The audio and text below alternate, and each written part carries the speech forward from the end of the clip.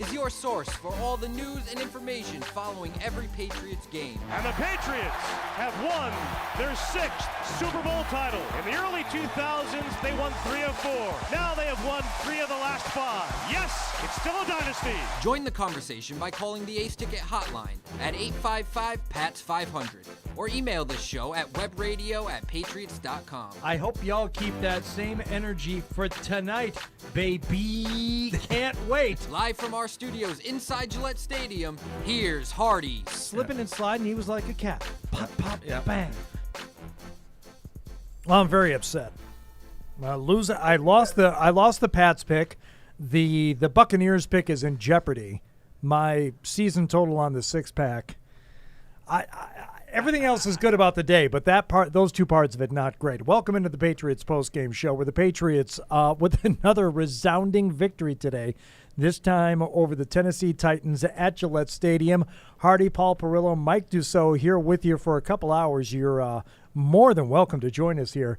Ace Ticket Hotline is 855-PATS-500. Email the show, webradio@patriots.com. We'll get to all of your calls and as many emails as we can as we start to dissect what was a much closer game than I think it should have been throughout a good portion of it, certainly through the first half. And yet it doesn't look close at all on the score sheet. No, look at it now. It got where you thought it would get, Yeah. but yeah, I would agree. It did not get there Took a the while. way that a lot of people felt. So just my initial takeaway before we get to the good, the bad, and the training room is that Mac Jones for the first half of the day, even though he ended up throwing for a ton of yards and had some really, really nice throws, including back-to-backs to Jakobi Meyers there in the second quarter, did not look very sharp today, and it looked like maybe that cold weather game was actually happening to Mac Jones.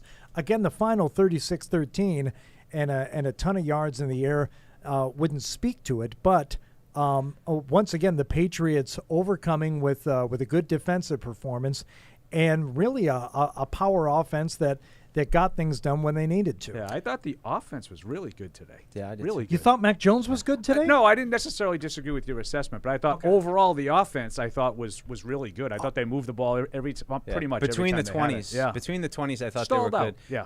I mean, I'm going to start just with the run defense, which it's glaring Of when you course see you are. 270 Front seven. Plus it's so 270 negative. yards. It's like I try to come in here with an Right. upbeat, positive attitude. Yeah. I overlook No. the fact that they allowed No, 200-yard no, rushers because what do I always tell you? I know. Well, I think The that running was game just doesn't matter. For me. That's the most surprising part of the game, and No, you're right. I You're right. do give credit to the Patriots passing offense because I think the rushing offense was largely ineffective early in the game, and they were able to find some holes in the zones. I don't think the red zone execution was particularly great. I don't think their third down execution was particularly great, but I think the offense did enough. They didn't turn the ball over. I think that was a big key today. Had Mac Jones thrown an interception, coughed up a fumble, something like that, I think it might have closed the gap. But That was one of those days where the fact that you protected the football was the difference. Yeah, and the +3 and the turnovers. And the rushing performance by Tennessee, against the Patriots defense was disappointing. And I thought really the missed extra point, the missed field goal,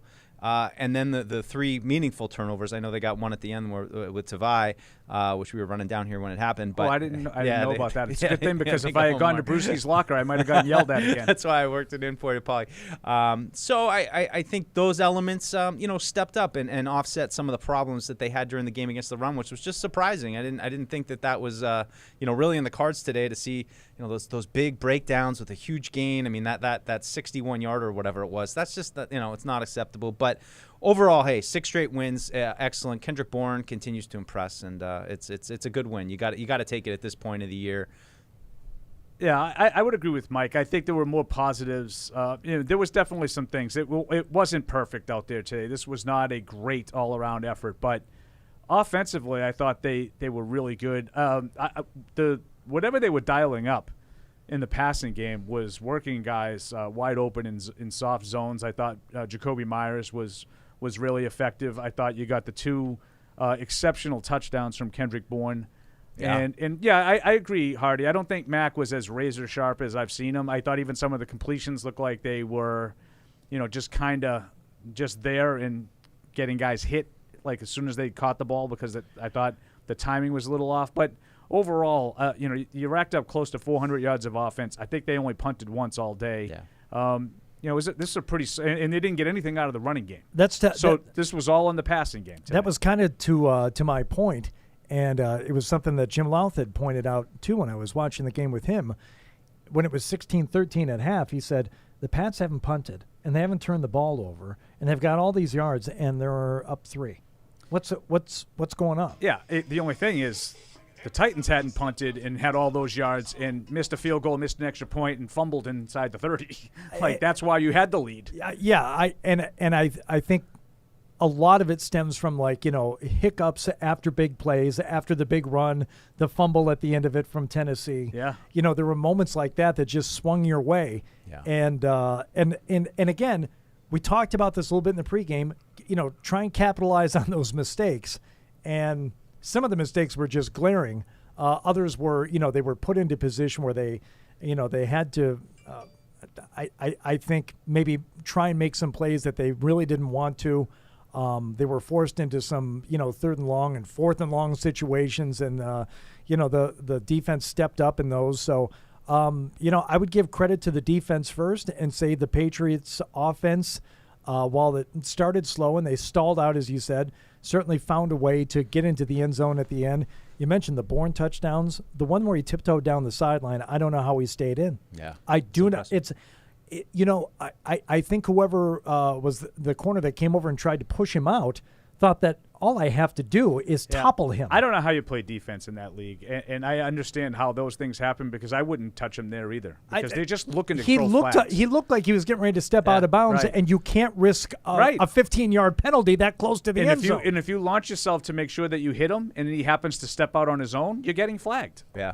It's as simple as that. So I don't know how they do it. I don't know how they avoid those penalties as often as they do because they certainly look like they're trying to call penalties. Yeah.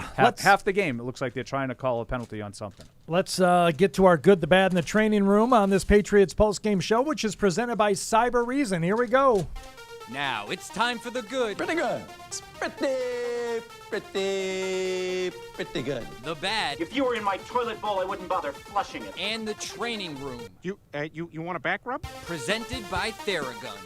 By the way, I do not want a back rub. I want the Theragun. I don't like massages, but I love the Theragun. Is that weird? Does that make me weird? No. I don't want to rub it on me and doing all that stuff. Just give me the Theragun. You know who got himself a Theragun? Who? Morel. Marine Corps. Showed up at the house last night. Oh. Marine Corps. Showed got up. himself a What, nice little Bow Theragun. around it? What areas are you working on? I worked them all, baby. It was great. How are the glutes? Glutes are fantastic. the Whatever these hips, muscles are, they're great. shoulders. All over here. Groin? Everything Nobody good? can see me. Everything good? I need a little shoulder work myself, actually, when I get home tonight. But that in a Always. moment. Let's start with the good for the Patriots. Mike Dussault, you lead us off. Yeah, I'm going to start with just Kendrick Bourne. I'll keep it going with him. He continues to come on here, and excellent catch there on the first touchdown. I mean, it was ridiculous. That was a ridiculously good catch. And a real good player covering him too in Byard. And Mac, I thought put it out there for him. Had a guy coming in his face, so he had to have a little bit of touch on it too. Nice spot. No.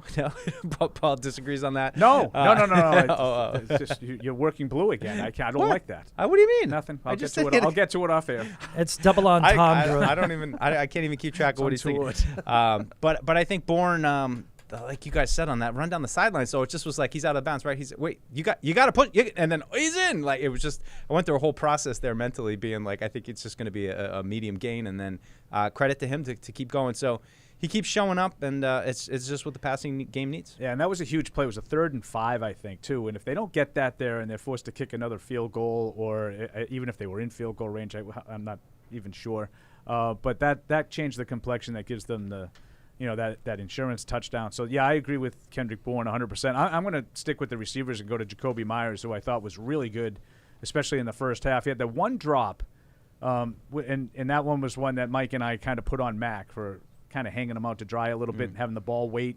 He was wide open, and he had to wait a little bit longer and took a hit. But overall, Myers, 5 catches, 98 yards, a couple of big plays, 38-yarder for him.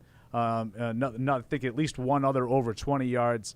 So I thought he was a pretty productive again, which is good because I had mentioned in the pregame show that I felt like he had sort of gone into a little bit of a lull. It was nice to see him break out of that and more resemble the guy we saw the first 10 weeks or so. Probably had a lot to do with his father saying hello to Deuce in the hallway this I morning. think that was instrumental. Maybe. I think it's all about the karma and the chi and everything surrounding. I gave Jakobi. I gave him my key to the game too. I was just win the trenches. That's what it's going to be. Just let everybody know. We had a tough keys to the game today. Yeah, I know, kind of, right? It didn't really materialize. Not so much. I don't even know what mine were, so I don't feel bad about it. I had Meyers down also, Paul. The back-to-back receptions of 20 and 22 yards were just huge. It showed early on he's a weapon. You are going to have to account for him all day. Right. And that changes, regardless of what the Titans defense was thinking, that either solidifies their notion that they're going to have to pay attention to him, or it's like, oh boy, he might be the guy today. So that was good. I have Jonnu Smith on my good list for today. There was the early run, the only run of the day that he had, but he picked up 9 yards on that. He had another catch on that same drive, I believe. In terms of receiving, he only had 3 catches, but he went for 49 yards on those 3. Yeah. And I thought he was a real weapon today. 3 impactful plays, in receptions. I would agree with that one too. Wow, we're having a little kumbaya moment. We're all in agreement so far on our good list. Who else you got there, Deuce? I'm going to put Mac on there too. And I just think it was a solid game for him. Yeah. I'm giving you the Deuce grimace. Yeah. I wrote solid, That's productive right. with Mac. Solid, productive day. I mean, it's a second, career 300-yard game. There was nothing going on the ground, and I thought between the 20s, he had some downfield passes. He found some guys that were open. 23 of 32, 310, 2 TDs, no interceptions, took a couple sacks, but it's almost not turning the ball over and not making one of those game-changing mistakes that I felt like, Tennessee hanging around, needed the Patriots to kind of give them something. The Patriots never did give them anything. And I credit that to Mac, the way he led the offense and, delivered downfield passing. I mean, it's 300-yard day. This doesn't, happen all the time with him. So look, he was 23 of 32 for 310, 2 touchdowns, and as you said, no picks. So I can't put him on the bad list, and I wouldn't. I would keep him off the good list today, though, because he threw a couple of hospital balls. He was off on his timing on a couple of those throws. There was the one screen where I don't know what he did, that he threw it at the feet of. And that was really close. I'm surprised they didn't take a look at that.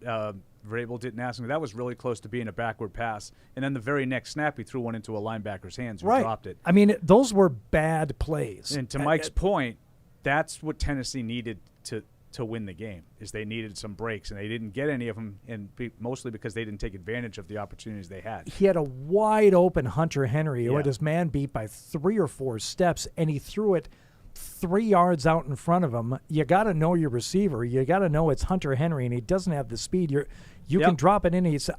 There were too many of those plays. I can't put him on the good list today. I will not. I do not co-sign in any way. It's not that I'm okay with it. If you want him on there, I don't want him on there. That's fair. You really dissected those 9 incompletions very well, and I agree with you on that. You know what? He was lights out. He's the reason they won. He's very snarky. No, he's the reason they won, Deuce. You're right. You convinced me otherwise. Oh. I'll hang up and listen. No, he was good. Why don't you drive home and listen to my response? I'm going to get my popcorn. I love not being involved. Yeah, I'll valid. He wasn't good today. He doesn't belong. I thought he was good. I thought he was good. He was not. He wasn't good. Can I weigh in? Yeah. With a tie-breaking vote? Yeah. I think he was good. I'd be more on Deuce's side. I think he was good. I totally recognize all of the plays you thought you're going to get your cover. Tampa Bay just scored with about a minute left. I'm going to guess that they probably didn't want him to score that touchdown, though. That extends the game. Oh, there's only 20 seconds left. Never mind. I would venture more on Mike's side, and I think that he definitely had some bad throws in this game, probably more than we've normally seen from him. And I'm not talking about 9 incompletions, so you can save your snark. I did think that there were a handful of passes that were completed today that weren't very good throws. In addition to missing, the Hunter Henry miss was huge. That was as easy a throw as you can get. Now, that negated the throw that Tannehill missed to Chester Rogers on the previous possession, because I felt like that's a throw that probably should have been completed too. But I have to give Mac Jones, if I'm going to put him on one side or the other, I'm going to put him on the good list, because I just feel like they didn't have anything going offensively other than him, other than the passing game. And I thought he consistently found open guys. Now, some of those guys were wide open. I know, though. but I mean, that part of it is getting the ball. The Texans had opportunities to do that, and Tannehill couldn't take advantage of them.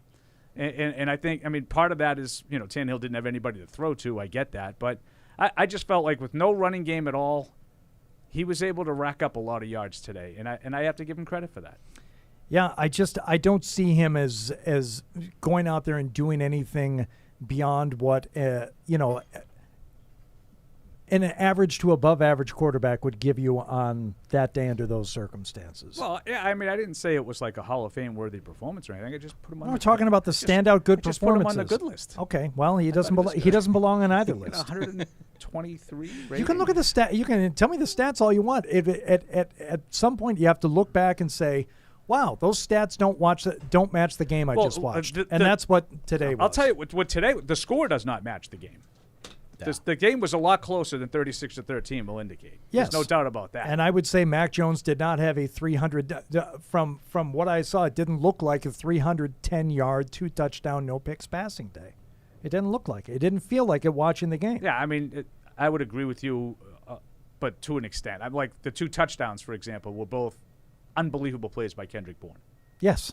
Not Mac Jones. Not unbelievable passes by Mac Jones. Well, tell Deuce. I thought the first one was pretty good. I thought the first one, he had it short, and that's how Byard got his hand in there. I just thought it was an unbelievable catch. I thought that was one of the best catches that I've seen. The Bourne catch, to have the guy's arm in the middle, it kind of reminded me of the Tyree thing, only not on the helmet. Like Rodney's arm was in the that should not be caught. That was an unbelievable play. Very good. All right, who you got there, Paul? Am I up next? Yeah. Oh, just to reiterate, I agree with Deuce. I think Mac should have been on the good list. Why don't you two do the show? It's okay. It's all right. We'll move on. I am going to put. 24 hours ago. I don't think there was a tremendous amount that went right today defensively, but I'm going to put Kyle Van Noy on the list, on the good list for a handful of pass deflections today. Just getting up and knocking one down. Had another one that he almost had one. Underneath that he almost picked off. He was involved. Now I think the ball bounced off the guy's hands and then he knocked it away in the end zone. But prior to the pick for J.C. Jackson, but I thought Van Noy. He left the game really briefly, came back, and I thought he made some plays. So I had him on my good list. I thought he was the one who got the hand on it on the J.C. Jackson pick. That was McCourty. That was McCourty. But that was a very good game once again for Kyle Van Noy. We'll see if he gets drug tested again, as he did after the every time he plays well. The last time he had a good game. What's the problem, Paul? Fred and I had a thing about that. Oh, now we can get to that later because someone else said, how can they do that? Isn't it obvious? I said, I do think it's random. I don't think it has anything to do. It's totally random. It doesn't have anything to do with the performance. No. Okay. No. And the insinuation was that it did. Yes. And now it's revisionist history. But okay. So I agree with you. All right, good. Let's put him on there. Nick Folk. They got to. Well, he had the one miss from long range, but he came back and he made a 52-yarder. And if you don't believe me, maybe you'll believe Christopher Gasper, who is a journalist with a capital J, Boston Globe.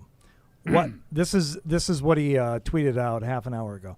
One area that this team definitely feels a little 2001-ish is with the field goal kicker being one of the team's best players. Folk is a weapon, and he might be the best player on the team relative to his position. He's up there with Judon and J.C. Jackson.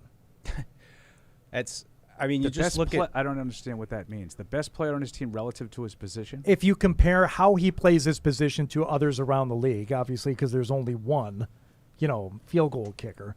I think he's been absolutely unbelievable. He's been money. You just watch the Titans guys when they were missing the extra points and the field goals, and just what that does to the psychology of your team. You take it for granted. You shouldn't take it for granted for the Patriots. I actually misspoke. You should take it for granted for your Patriots because that's what happens. They miss them all. Folk was 5. Opposing field goal kickers are now 14 for 23 on field goals against the Patriots. That's insane. Meanwhile, Folk 5 of 6 today with a long of 52 yards, and he was 3 for 3 on his extra points, responsible for half the points the Patriots put up today in the 36-13. And until the very end of the game, they needed them all. Yeah. Didn't we have somebody in the pregame who said that Folk was going to kick a 52-yarder to seal things up when the Pats were up like 24-13? Oh, yeah. Didn't somebody say something to that Yeah, effect? one of the callers before that. All right. Call me now for your free reading. All right. Boss man Fred Kirsch joining us on the Patriots Postgame, presented by Cyber Reason. Hi, Fred. Hello, Hardy. How are we? Good. Yeah, really good. Yeah. You look like you're ready to hatch one on me. What, you got something? No. You have a shot? You want to take a shot? He always comes in with an ulterior motive. Yeah, he's got something to say. No, I'm listening to you guys. Mac Jones, good list, bad list, no list. Overall, I'd put him on the good list. Yeah. I mean, he had some... you have three choices. You can go good, bad, or not on either one. Yeah, I put him on the good list because they needed him to make some throws, and he did. Because they couldn't run the ball. You guys are all nuts. That's what I said. The offense was all on the passing game. Yeah. Now, I don't think he made any exceptional throws, but he had 310 yards passing and 2 touchdowns Right. and didn't turn the ball over. Right. Yeah. That's a good list to It's a me. good list. I think it's that angle you guys watch from. I don't think you see everything. You are correct on that. Well, okay. Because if you not, do often get misled. if with not some of the him, angles. who do you put from offense on the good list? Oh, we put Jakobi Kendrick Bourne and Myers. Jakobi Meyers. Kendrick Bourne. Somebody got him the ball. Yeah, but those plays were unbelievable Was it, by Bourne. and was Kendrick Bourne's touchdowns a result of the great pass that was thrown, or him doing incredible It was things like after a he 3-yard caught it? flip that he turns up for 41 yards. I mean, Right, that was an right on unbelievable the play. money. Or- allowed him to turn up field. Right on the money when he was open by 6 No, yards. listen, by he didn't Mac- have a guy in the zip code. Listen, A lot tighter than last week against by Aguilar. Mac Jones rookie standards, that was a good day for him.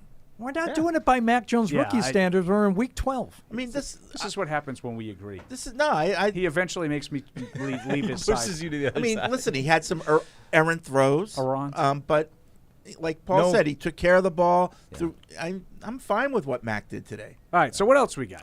We already Good list. Go ahead, Deuce. We fought the good fight. No, on that. I mean, I like Paul said, I think some of the defense stuff, all those guys are up and down today. And as much as I want to say Judon for the sacks, he also had a couple penalties. I just thought a lot of the guys were up and down. I think I'm pretty good with the good list. I thought there were some solid performances, but nobody else jumping out to me that I need to put on the good list. Just individual plays. Like I had Bolden, for his production on the screens. First 4 third down catches, one was big. 4 catches, 54 yards, and the first one was huge to set up the first touchdown, which, he had a short field there. You had to score a touchdown on that drive. 3rd and 10, he picks it up with the screen. But, yeah, I mean, it's just, I thought the forced fumble that J.C. Jackson had on the long run by Foreman was an enormous play.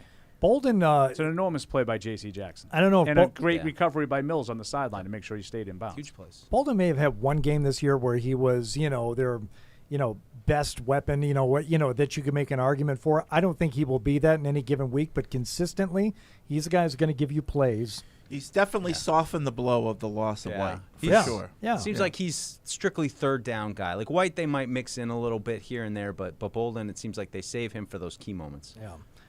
Any other goods you want to get to, guys?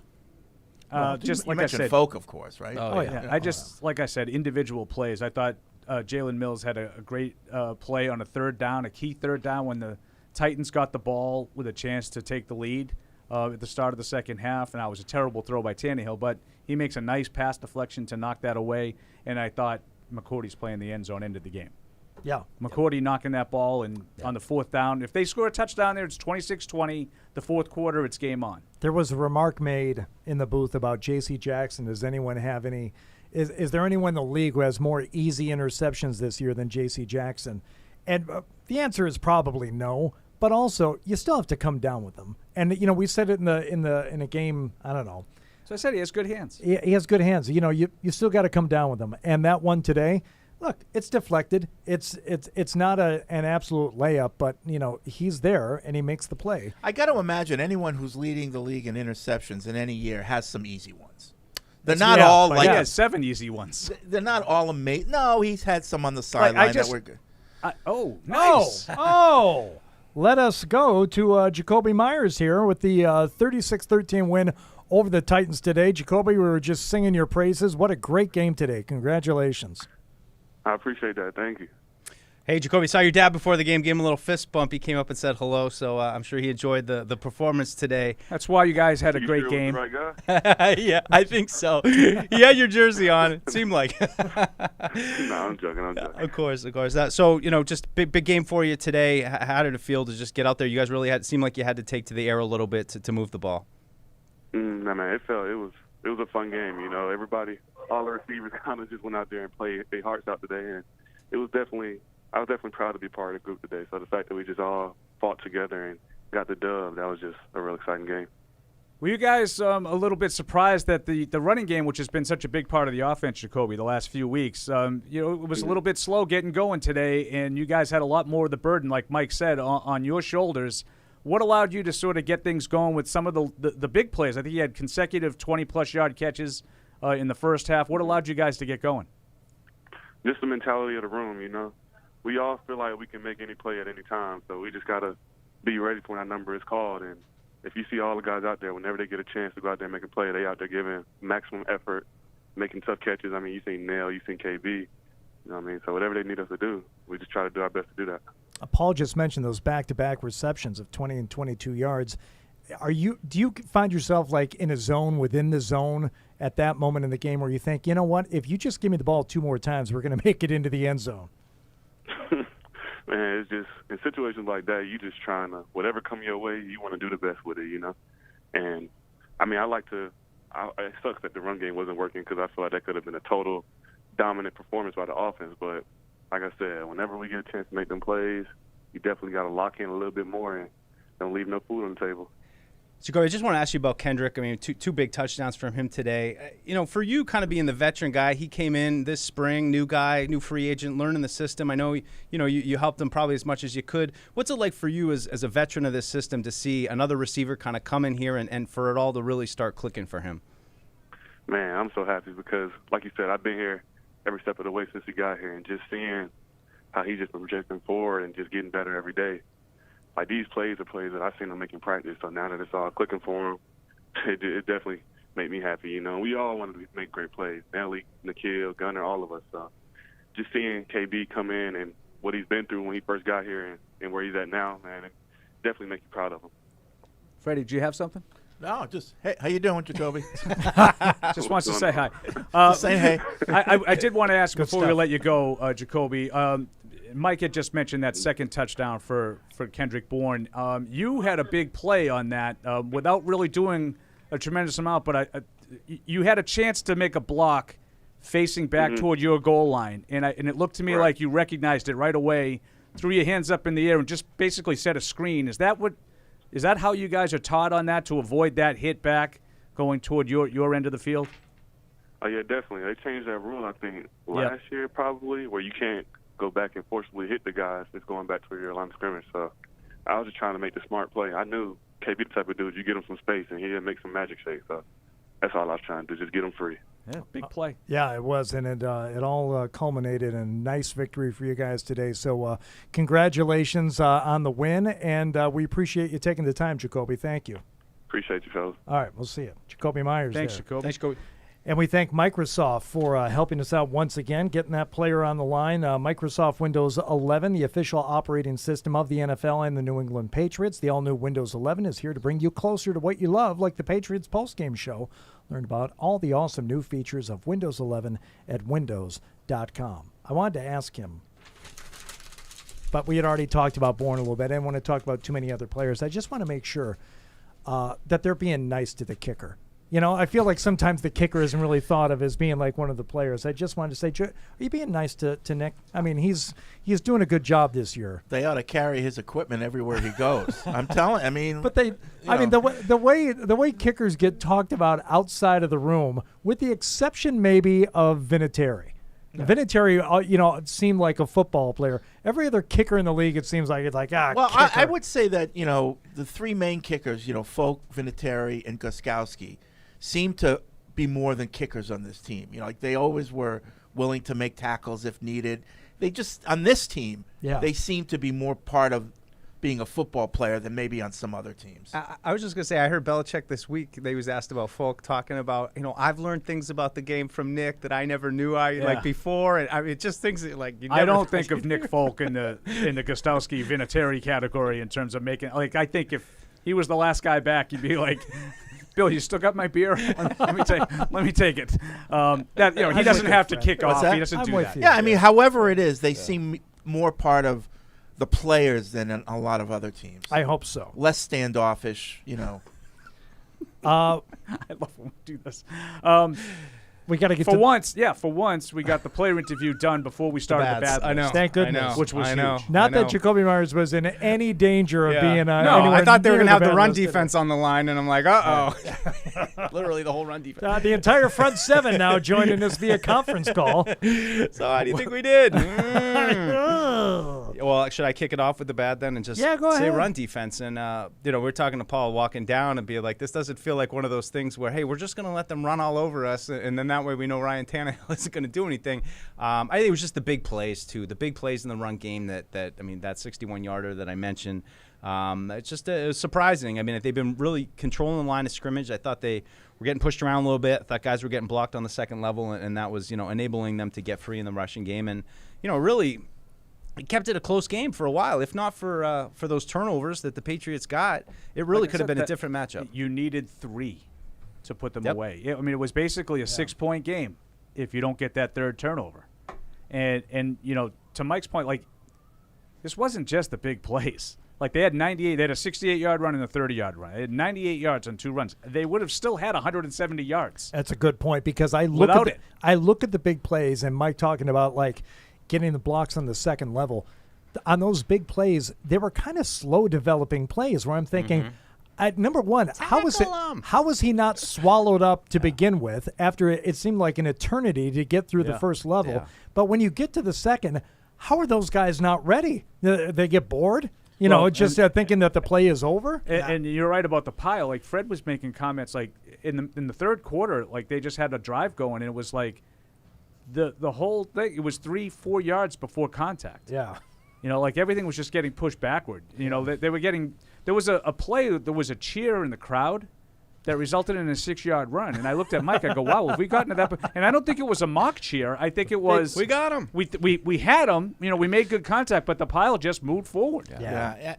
I would love to know for whoever is the defensive coordinator on this team, like, what was the plan going in? Because it just seemed like they just, I don't know, they weren't ready to stop the run or willing to stop the run. They were in base defense. They were early on, and they were getting manhandled. Yeah, I mean, but they moved to a little bit more nickel, like a 3-3-5 kind of front with multiple safeties, and that was when it started going bad. But they never really went back to the base. I think they got thrown on a little bit in base. You thought, like, okay, they'll come out at halftime and they'll take their chances, but they'll fill the box 8 and make Tannehill beat them. I agree with you, Fred. And they didn't do it. I thought that was going to happen. Right. I thought they would completely take that away in the third quarter, and the opposite happened. Because this is usually a team, if they decide to do one thing, stop the run, they can do that. And they couldn't do that today. And I just wonder what was going on. Was it just rust from this mini-buy, or, like, what was going on? I think the Titans just did a good job today. I think so too. They only had one chance to compete in the game, and that was it. Yeah, when you're a team, that has made its offense running the ball. Even Derrick Henry is Derrick Henry, but you still got that mindset, even though Derrick Henry isn't there. That's your offense. I know. It's like, Green Bay loses Aaron Rodgers. Jordan Love comes in. They still expect him to throw the ball. Yeah. The wide receivers still expect the ball to be thrown to them. And you might say that this offensive line still expects to be able to block for the run. That's what's just crazy is they never put up 270 with Derrick Henry. It's well, they did against the Patriots the last time they played. Yeah, probably. I'll add them all up. I think he had 180 himself, but yeah. What do you got on your bad list, Paul? Again, it was that kind of stuff. Like you're talking about the big plays and how they didn't get swallowed up. I thought Devin McCourty made a bad play. I gave him credit for the huge play in the end zone, causing the interception that ends the game. And he caused that touchdown because that should have been a 10-yard gain. He took a bad angle, got caught from behind, and then missed the tackle. And it ends up being a 68-yard touchdown, that's a specific play that Devin McCourty has made a career on. Yep. He does not take 12-yard runs and turn them into 50-yard runs. They remain 12-yard runs. That was one misplay by him. All right. I was mostly about the run defense on my bad list. There were, a couple of things in the Patriots running game, obviously, which they just couldn't get going. But I think, again, if you're going to point out flaws, you're going to point out bad performances, you always have to balance it with, okay, what were the Titans doing? I thought the Titans came with a decent game plan to guard against the run today.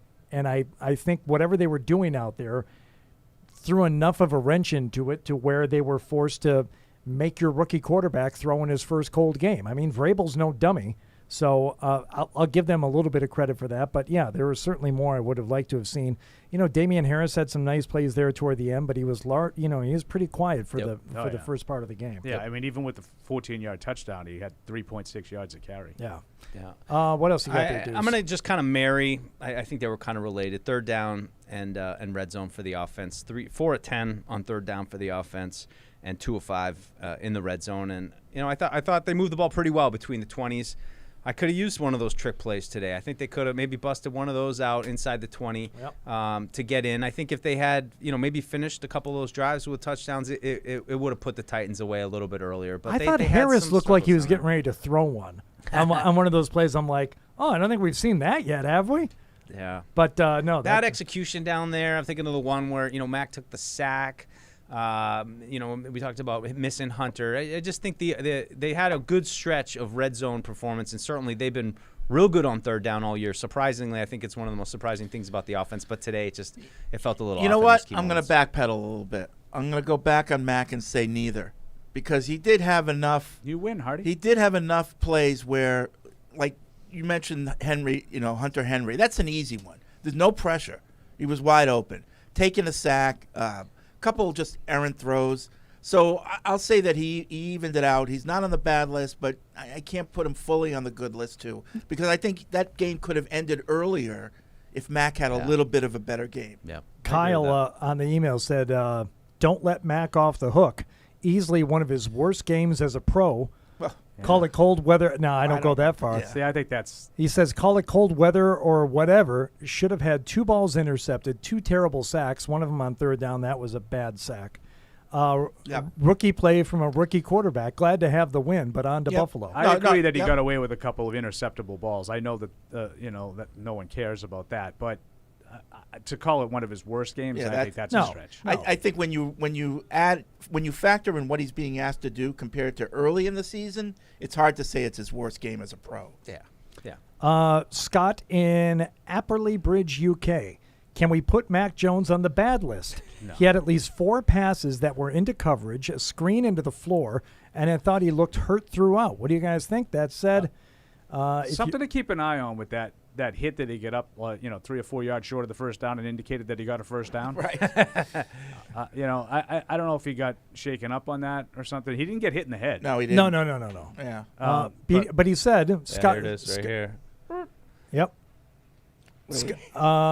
Scott says, if your QB can play badly and you can still win big, I'll bloody take it. Yeah, I don't think the QB played bad. I think this is... He didn't throw any interceptions. He threw for 300 yards, 2 touchdowns, no interceptions. We can pick apart some missed balls. Read the box score all you want. I watched the game. So did I. I watched the game too, and I don't think he played. People are saying it's the worst game ever. What are you watching? I don't know how you could say he played a bad game. I didn't say he played a bad game. You didn't. Yeah. You didn't. No. But the that's 2 emails in a row. Yeah. I don't know how you can come out of that game and say he played a bad. If you want to say no list, I'm fine with that. I'm not going to argue. I'll let Deuce argue because that's what he does. I'm not really an arguer. Right. I can be convinced that he doesn't belong on any list. That Fred and Hardy, that's where you guys stand. But I can't be convinced that he had a bad game today. No. Chad says, I'm sorry that you don't want to look at the stats, Hardy, but they exist whether you see them or not. I don't know what that means. I like this Hardy reading the emails. on a cold, snowy, windy game. All right, he's up on the snowy and windy. I was going to say it was kind of none of those things. It was reasonably cold. The flakes were like minuscule and they weren't even moving. Beautiful. There was hardly any wind. It was just atmosphere, not even weather. It was atmosphere. Sorry, Chad in Atlanta. I'm sure it looked that play needs to be an interception right there. That the linebacker completely fooled Mac Jones on this. He was up at the line at the snap. He looked like he was coming as a pass rusher, and he baited him right into that throw. And not only that's a pick, it's a pick 6 potentially. I don't know how fast that guy is. Maybe someone would have caught him, but there would have been a lot of green in front of him, and that ball hit him in 2 hands. I've seen it in slow-mo replay a couple of times now, and I didn't pick up on it as it happened. How quickly did he drop back into coverage? Was it a good play? Yeah, it was a good play. He was looking like he was going to good play, but it's a bad play by the quarterback. That's why, sure. That's why I could be talked into looking more into the numbers like you guys talked about. That is the nicest and I think fairest way I can put it. Enough bad plays to where I can't put him on the good list. That's it. That's all. Yeah. Chad says it was the frozen tundra, though. And what more could he have done? I don't know. Not had those bad plays, Chad. If Mac thinks that's the frozen tundra, he's got another thing coming. What more could he have done? He could have converted on more than one of those red zone, because the last one's irrelevant. Right. They had a red zone conversion One when the for game was four over. and He was 1 for 4 in meaningful red zone drives. That's where the quarterbacks make their money. Yep. Yeah. Right? What more could he have done? He could have put the game away in the first 3 quarters. All right. Would you like me to go to the phone calls now? Now, you just praised me for I would reading say, emails. Real you quick, don't have to stop. We have to get to the training room too. No, and I another had kick coverage was, I thought, shaky to the point where I think they started kicking touchbacks on purpose, because I think they had a hard time containing the kick returns. And I thought Miles Bryant, to Mike's point, when they were sort of in base early in the game, he was coming in as the extra defensive back, and they were finding him. They were picking on him a little bit. One they got away with a guy wide open that they missed the throw, and then one he gave up. Was I think the flea flicker yeah, was him. the flea flicker was him too. Said he got pushed off on that. Yeah, and he didn't. They showed the replay, and he just, I mean, he actually wasn't fooled on the play. I'll give him credit for that. Yeah. But he gave You get fooled on that, it would have been a touchdown. he gave up but a big he gave a big play. completion on that. Yeah. So I thought that Miles Bryant, a little shaky today. All right. Training room. Kyle Van Noy went out early, but he came back Yeah, in. Hightower was out getting looked at a little bit. He'd returned, and then Bethel. Justin Bethel came back in. He did too. come back too. Yeah. So I think that was just the trio. I didn't notice anybody Hightower leave. had something with his eye. I was wondering if maybe he got Get like some one of those the rubber pellets in his eye. That's what I thought. Yeah. So forget about the Theragun for the eye, but everything else. You better not. Those guys are Theragun candidates if I've ever heard of them, because this thing is fantastic. The only physician-created percussive therapy device that releases your deep muscle tensions and aches using a scientifically calibrated combination of depth, speed, and power. 250 pro sports teams use Theragun. It comes with a 30-day money-back guarantee. They start at $199. Go to therabody.com. Christian, Anthony, Spee, unbelievably short break, and then we'll get to all of your calls next on the Patriots Postgame Show, presented by Cyber Reason. So they must be in Europe, too. TouchView Interactive is here to support your hybrid learning, distance learning. Defending against cyber attacks requires seeing in the dark, understanding and ending every threat to your organization on computers, mobile, and the cloud. It takes Cyber Reason. End cyber attacks from endpoints to everywhere.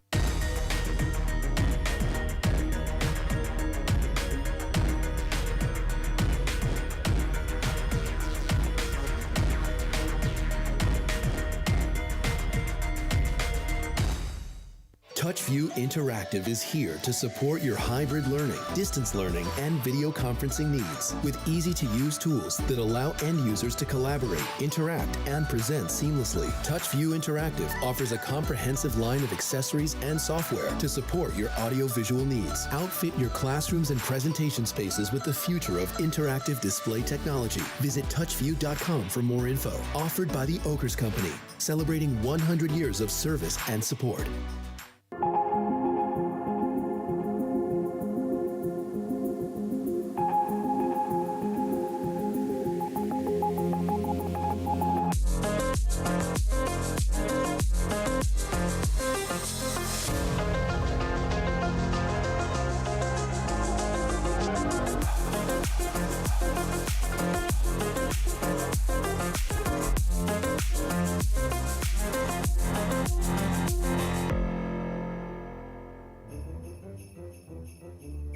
Join the conversation by calling the Ace Ticket hotline at 855-PATS-500 or email the show at webradio@patriots.com. I think it says a lot about Mike Dussault in that in his opening thoughts, he mentions that he got all of his picks right. Live from our studios inside Gillette Stadium, here's Hardy.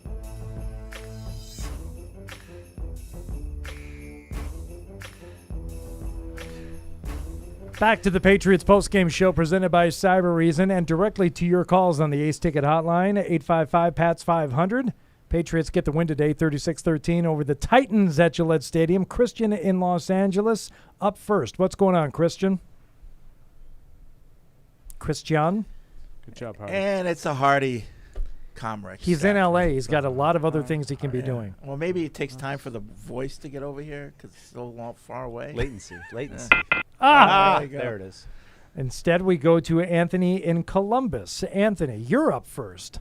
What's going on, Anthony? Hi, guys. How are you? Good. Hey. Hey, okay, so I live in Columbus, Ohio, which means that I only see a few games this season. I've only seen a few games this season. I guess the Cleveland game and the Tampa game, and on TV. So my experience with the sort of like monitoring the games over the course of the season, I'm doing that on the internet as I'm doing other things, is that, and this was true today as well, is that they seem to, like, they move the ball really, really well all the way to the red zone, and then they stall out. And you end up with the many field goals that Nick Folk kicked today. Right. I wonder from your perspective, and because you could see the games much better than I can, like, what happens once they get inside the 20? Why is it that they stall out in the ways that they do in the red zone? Well, my opinion today is they didn't run the ball very well in any part of the field. So when you can't run the ball in the red zone, it makes it hard when you have to throw it in all the time. And I think it's much harder to do that. They didn't have the threat of the run, I don't think, down there. They had two different possessions where I think they ran it twice to set up third, and pretty long. The first one they converted with the throw to Kendrick Bourne. I think it was 1st and goal from the 6. They ended up with 3rd and goal from the 5, and he threw the touchdown pass. And then after that, they weren't able to make those throws. I think it's hard to throw it in all the time, and I think that's what they were forced to do today. Yeah, I got to look at a little more what they did to the tight ends. I mean, we missed the throw to Hunter Henry. That's been kind of their go-to. I'm curious. I would have been open to trick plays today. I think if you knew you were going to have some tough sledding with the run game, it was probably the spot to maybe pull one of those out again. But I think Paul's got a great point. When you're got one hand tied behind your back, it's tough. But overall, I think the execution was great today. I mean, I'd like to see the teams in the NFL that have the best red zone efficiency, like what's their makeup. And it probably starts at quarterback. Listen, this isn't a knock on Mac, but he's not there yet. That, where he gets down there, he's this big red zone threat. I love how anytime anybody has to analyze Mac, they have to apologize. Well, you have to, because or else people say, oh, you don't like Mac? No, I love Mac. I love that we have him. But he's, it's his first year, and he hasn't established himself as something that I think defenses have to be scared of in the red zone. Now, I can see why Paul would get annoyed at that, because Paul gets annoyed at a lot of things. But I think it's a way of couching it a little bit, because you see other rookie quarterbacks, how they're playing this year, and you want to be grateful for how they've brought him along and how he's developed, especially when he was the 5th one picked. I mean, not that you're grading on a curve necessarily, but I think we're looking at a team that's 8-4 now after starting 2-4, and he has contributed to the wins. There are games like today where I don't think he had as much to do with it. There have been wins when he had practically nothing to do with them getting the win. Yeah. And they won in spite of him a couple times with turnovers and So Anthony, I think when it comes to that, part of that is Mac. Part of it is especially early on in the season, I don't think they felt comfortable with him giving him the green light to make some of those throws down close. They thought, the percentages were better with just trying to punch it in, but they couldn't run it today. So if you're talking about today specifically, it was a failing of the run game that caused them to stall out down close to the goal line. How about Spee in Fresno? I know Spee will never leave us hanging. We'll never get that horrible sound from Spee. What's up, buddy? What's going on? Yeah, I put Mac firmly on the neither list. It doesn't show up in the stats, but he's, he had a bunch, Paul mentioned this, he had a bunch of completed passes that just didn't look that good, that were slightly off target. But, he played well. So he was good and he was bad, so he was neither. The sack that he did in the middle of the third quarter, where he takes that sack, that started a sequence which is kind of interesting, because if I got this right. So I think then it was on the next possession when the Titans took over. So there's like this 3 and out that ends with Paul mentioned Mills' incredible technique to poke the ball out on that pass, but the on that 3 and out were extraordinary. It's like video game defense. I mean, it just totally set the tone. And then on the next drive, you got that 4th down stop, and then basically, their spirit broke at that point. But I that that 3 and out. I think that if you go back and you watch that, you're going to see some video game defense. It was unbelievable. Judon was extraordinary on that one. You know what I'm talking about? Yeah, I don't remember any standout plays, to be honest with you. I remember a terrible throw by Tannehill on 3rd down to an open guy that he threw on the wrong side. He threw the play that Mills made was thrown to the inside instead of the outside, and that play was there. I don't. Oh, are we thinking about two? Maybe we're thinking about different things. That's possible. That's possible. I didn't think really there was anything defensive today to really write home. I don't have anything on the good list really other than individual plays. The McCourty tip and the J.C. Jackson punch-out on Deontay. I mean, this tells you all you need to know about the defense today. One of my good plays was a 30-yard run.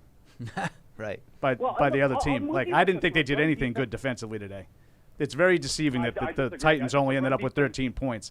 If they don't miss a wide-open receiver for a touchdown, then they subsequently miss the field goal after that. They miss an extra point. This easily could have been a game, if not for the Titans themselves. And I think it all comes down to the guys that the Titans were missing. I mean, what are you expecting from, Nick Westbrook? Akina? I love how he always finishes my sentences. He's perfect. He's perfect. We're like a married couple. All right, well, I'm going to call back this week to complain a little bit because I think that you're definitely underselling the defensive performance. Well, I mean, listen to Devin McCourty. Don't take my word for it. Just, watch some of the post-game comments that I'm seeing coming in. They're not happy with how they played. They gave up 270 yards rushing. They're not happy about that. I agree with you about the run defense. I agree with you about But that's all they did. It was awful, but... All they did was run the ball. All they did was run the ball because they didn't have any receivers to throw it to. They were all hurt. Okay. I mean, that's not exaggeration. So they were missing their top 4 receivers. They're on IR. A.J. Brown, I almost called him Julio like you used to. Julio Jones and what's the kid's name that they came into the Marcus Johnson. That's their top 3 guys. They're all out.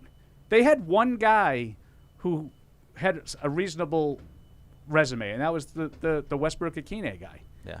And that was it. This is they had nothing. You know what this is? I tell you what, this game it compares perfectly for both Mac Jones conversations and defense conversations with what happened in the Jets game. Okay, the Jets game for Mac Jones. Almost identical stat line. He threw for actually fewer yards, I believe, in that Jets game. 307 yards. He was 24 of 36 for 307 yards, 2 touchdowns, no picks. Today he was 23 of 32 for 310, 2 touchdowns, no picks. Did he look anything like he looked in that Jets game? I thought he was better today than the Jets game. If you want to tell me the Cleveland game, where his stats weren't as good as today, I'll tell you he was much better in the Cleveland game. All right, and But the Jets game, I think he was all over the place that whole first half. Do you recall? Yeah, I do recall that, yeah. Well, defensively, again, if you just look at the points, they allowed 13 points. Now, you can easily look at the rushing yards from those 2 games. I think the Jets maybe put up 64, 65 yards. So that's an easier case to make the defense played better. But it's okay to look at them today and say, even though they held them to 13, it wasn't a great day for the defense. Right. No. How many points realistically, and I'm going to go to Fred on this because I think Fred, how many points realistically do you think Tennessee probably should have had today? Yeah, 24. Yeah. I mean, I totally agree. Yeah. So you can sit there and say they scored 13 points. That's the bottom line is points. I don't think Bill's going to look at that game and say, well, held them to 13. That's bottom line. Right. That's point. I don't think that's the way Bill looks at a game like that. Yeah. And they had such momentum on that long run that, on the fumble. Yeah. Now they fumbled. If it was the Patriots, it'd be like, well, that early in the season, that's who they are. They give up the ball. That's why they're 2-4. So it's not even a bend don't break. It's a bend and then wait for mistake. That was kind of how they played today. And believe me, I don't think Bill or anyone else likes to play bend don't break defenses. They like to play don't bend don't break. Sure, neither one. I mean, Bill said it before. It's never our intention to let a team just march down the field. Yeah, that's not our plan. But I think in the big picture of it, it's a false they sense. Fell into our trap. Yeah, and then to sit there yeah, they did. They came up with that was a huge 3-and-out that they came up with. Yeah. I mean, it's one of 2 punts on the day. They never stopped them all day. Right.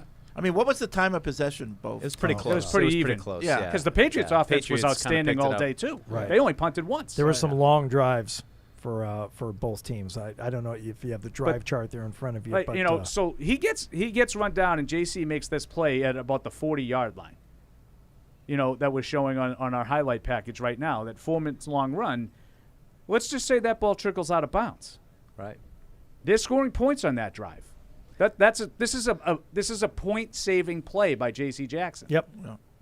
Time of possession 31:02 for the Titans, 28:58 for the Pats. Yeah. And it was good though to see like Bourne, for example, make that play, because one thing we haven't really seen from the receivers for the most part is run yards after the catch that they make on their own. Yeah. You know what I mean? Yeah. That was a big one for that, because he turned it up.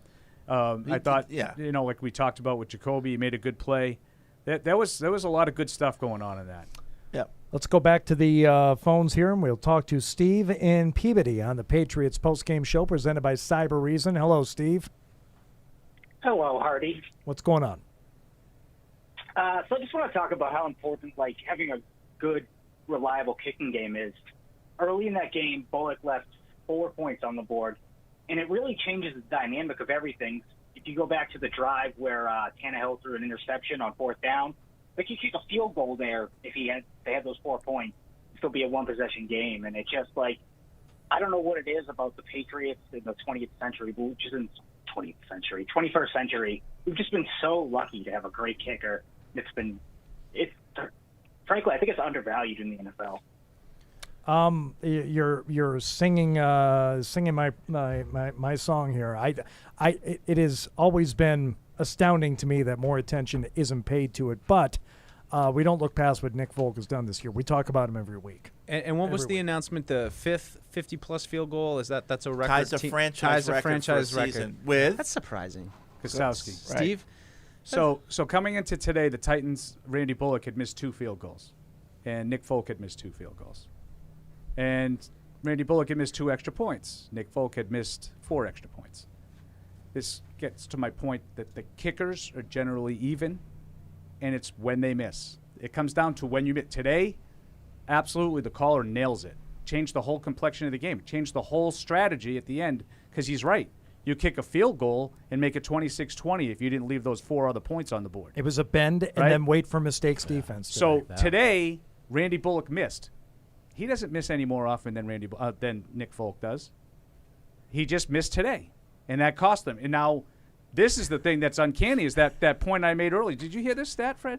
14 for 23.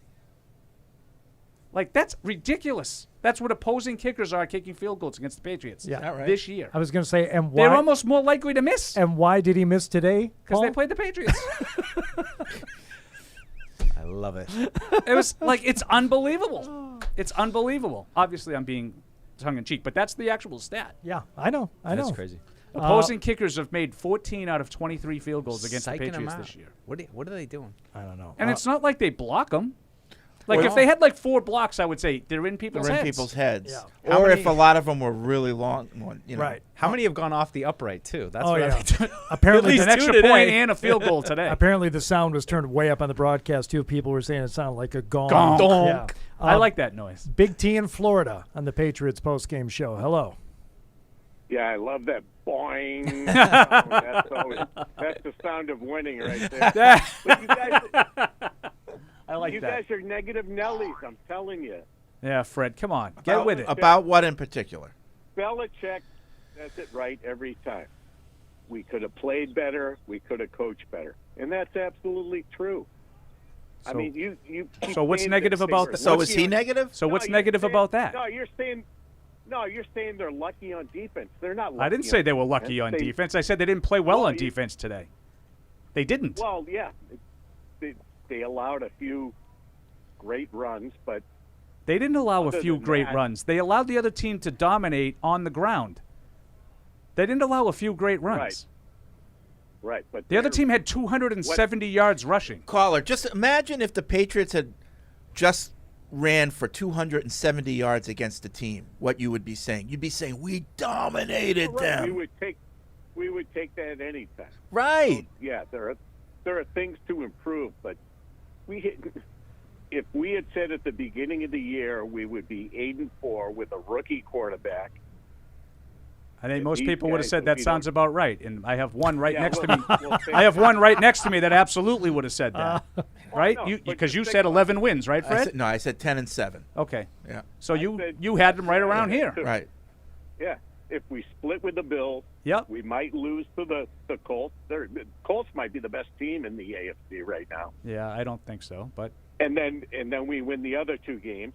Yeah, we're right there. Sure. Yeah. No, now, like, a lot of people's expectations have changed because they didn't think Mac would play as well, and he has, and now we're knocking on the playoff because door. they've won 6 in a row. Yeah, it's funny how things like that work. And I think you have to be positive. Okay, I don't mean to be dismissive, but if all you're going to do is look and say who won the game and you don't want to hear anything negative about it, then you need to avoid all post-game analysis. And by the way, it's not our job. You got to be positive. No, you're 8-4. You've won. Was it 6 in a row now? Yep, 6. You've won 6 in a row. Like the eye is on the important thing. That's the important thing.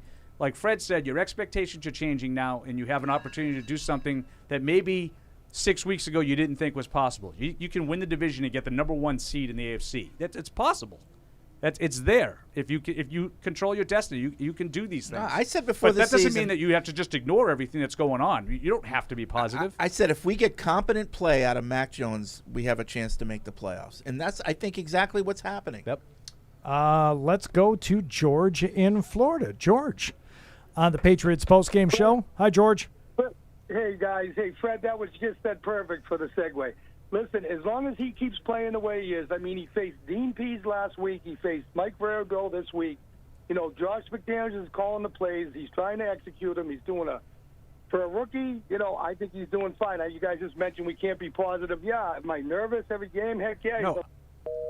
Hardy, that was unlike even you. Was that a dump? I didn't. He was about to put Mac on the good list. I didn't hang up on him. I just want to restate you something. picked up your coffee and it hung up. I think I didn't say that you can't be positive. I said you don't have we don't have to be that's not our job. We don't have to be positive. We have to talk about the game. Right. And I think generally, of course, we're very positive on the team. Right. I'm sure at some point I said, all right, well, in order to get to 8-4, they're going to have to win 6 in a row. Nobody thought they were going to win 6 in a row after starting 2-4. You look big picture of this thing. Of course, it's overwhelmingly positive around this team right now. You want to talk about today's game against a Titans team that was hurting to field an actual team. And that's another part of it. Like, everybody keeps going back to what you would have said in August, what you would have said when they were 2-4.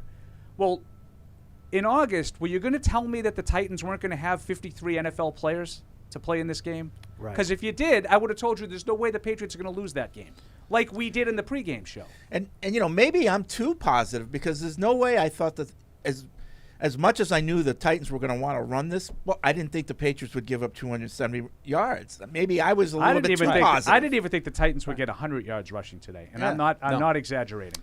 I thought they would completely shut that down. Put it all on Tannehill. That was my key to the game. Make Tannehill beat you. Well, that never materialized because they just ran the ball all day. They just didn't execute when it counted. But, you know, having said that, we knew that it could be a tough game, you know, because you knew Vrabel was going to get these guys up. He'd have them playing tough. And I think what Belichick, you know, one of the first words that he said coming out of his mouth after the game was, you know, they got a lot of tough guys on that team. I would agree with that, Fred. And that's what Mike and I had talked about. We kind of wanted to call for a blowout, but neither one of us really did because we felt like we had too much respect for the way that they'll come and play. And they did. A backdoor blowout. And look at it. Yeah, it ended up a blowout, but it really wasn't a blowout. How many times have the Patriots, you know, with or without Brady, been undermanned because of injuries, and yet they played tough because they knew they were undermanned and they knew they had to – that's all they had to fall back on. And they did it. And sometimes they lost, you know, but they played tough. You know, the other team knew they were in a football game when it was over. You know, and I think that's the way, at least for most of this game, that's the way the Titans were playing today. Yeah. I wonder if this is the same Chad in Atlanta who emailed in. Chad, is this the same Chad? Yeah, busted. You got me. What's up, Chad? Boom. Roasted. Hey, guys, great win. I just want to call and clarify. Okay, so I may have exaggerated on the weather a little bit in the email. I'm from Georgia, so when we see flakes like that, it's snowing for sure. Good. But yeah, I just my whole point about Mac not being on the bad list and should being on the good list would have been, I mean, are you in the same position to win the game if he doesn't perform like he did? I feel like maybe the bad plays he had were back to back, so it made it look a little worse. But that's all I'm going to say about that. I mean, maybe you can sway me as far as like putting him on the neither list, but would you be in the position to win the game if he doesn't perform like he did? No, but I think there's a lot of quarterbacks that could have given that performance Correct. today. Yeah, and that is my point. And I don't want him on the bad list either, Chad. I also would caution against looking at the big offensive plays for the Patriots and giving Mac Jones too much of the credit. The Kendrick Bourne plays were Kendrick Bourne, and some of the mistakes were glaring ones. The overthrow to Hunter Henry, the screen pass into the dirt.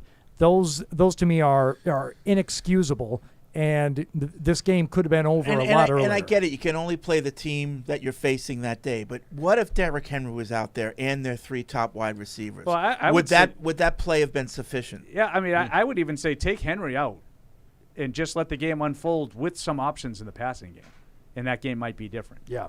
Chad, thanks for calling in, though, and for the email. Appreciate it, buddy. Yep. Okay. Thank you. Take but care. I think you're right, Hardy, to point that out in terms of, you can say, like, what, do they win the game if Mac Jones doesn't play like that? Well, so now you're taking Mac Jones out. What am I getting in replace? I mean, I'm playing with a quarterback, am I not? Right.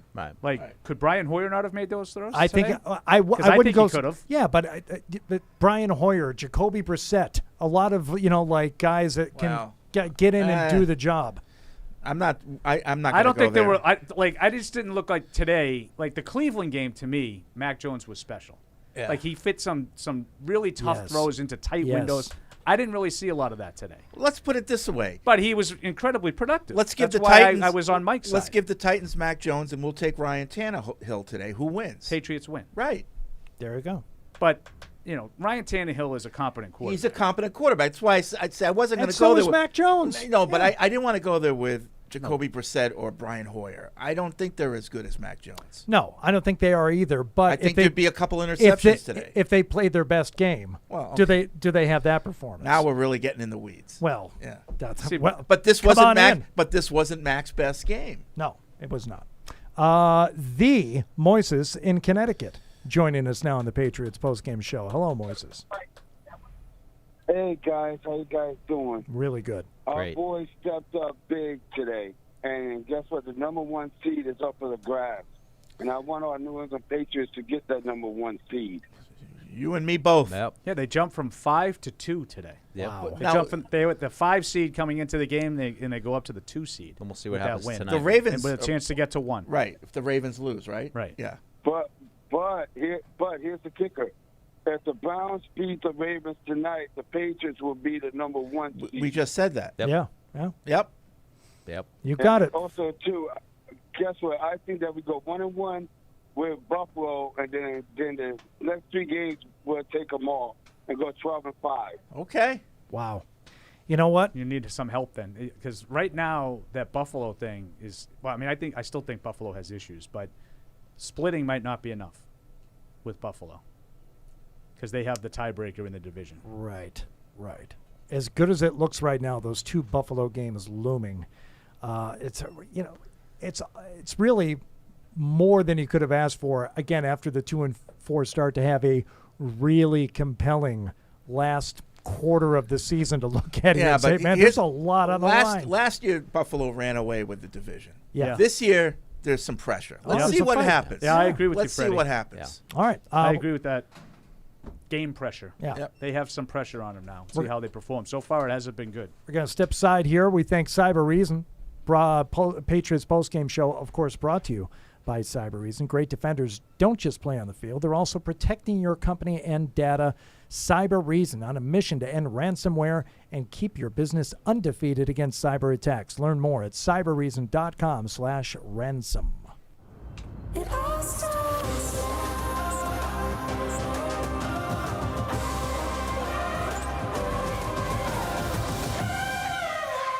It all starts now. TouchView Interactive is here to support your hybrid learning, distance learning, and video conferencing needs with easy-to-use tools that allow end users to collaborate, interact, and present seamlessly. TouchView Interactive offers a comprehensive line of accessories and software to support your audio-visual needs. Outfit your classrooms and presentation spaces with the future of interactive display technology. Visit touchview.com for more info. Offered by the Oakers Company, celebrating 100 years of service and support. That looks awful. Football's back and it's time to go big. Pepsi pulled pork sandwiches are game day greatness. Now we're ready for game day. Check out some more awesome recipes on madeforpatriotswatching.com. Defending against cyber attacks requires seeing in the dark, understanding and ending every threat to your organization on computers, mobile, and the cloud. It takes cyber reason. End cyber attacks from endpoints to everywhere. An active lifestyle means you never stop moving. That's why only Theragun devices are designed to release your body's deepest muscle tension, so you can do the things you love. You only have one body. Make it a TheraBody. Join the conversation by calling the Ace Ticket hotline at 855-PATS-500 or email the show at webradio@patriots.com. I wanted to so bad. I was gonna nasty boys, but I didn't do it. Live from our studios inside Gillette Stadium, here's Hardy. We are inside Gillette Stadium where the Patriots today put together a 36-13 win over the Titans. Talking about the game with you on the Ace Ticket hotline, 855-PATS-500. Email webradio@patriots.com. Go back to the phones and talk to Dustin, who's in Ontario.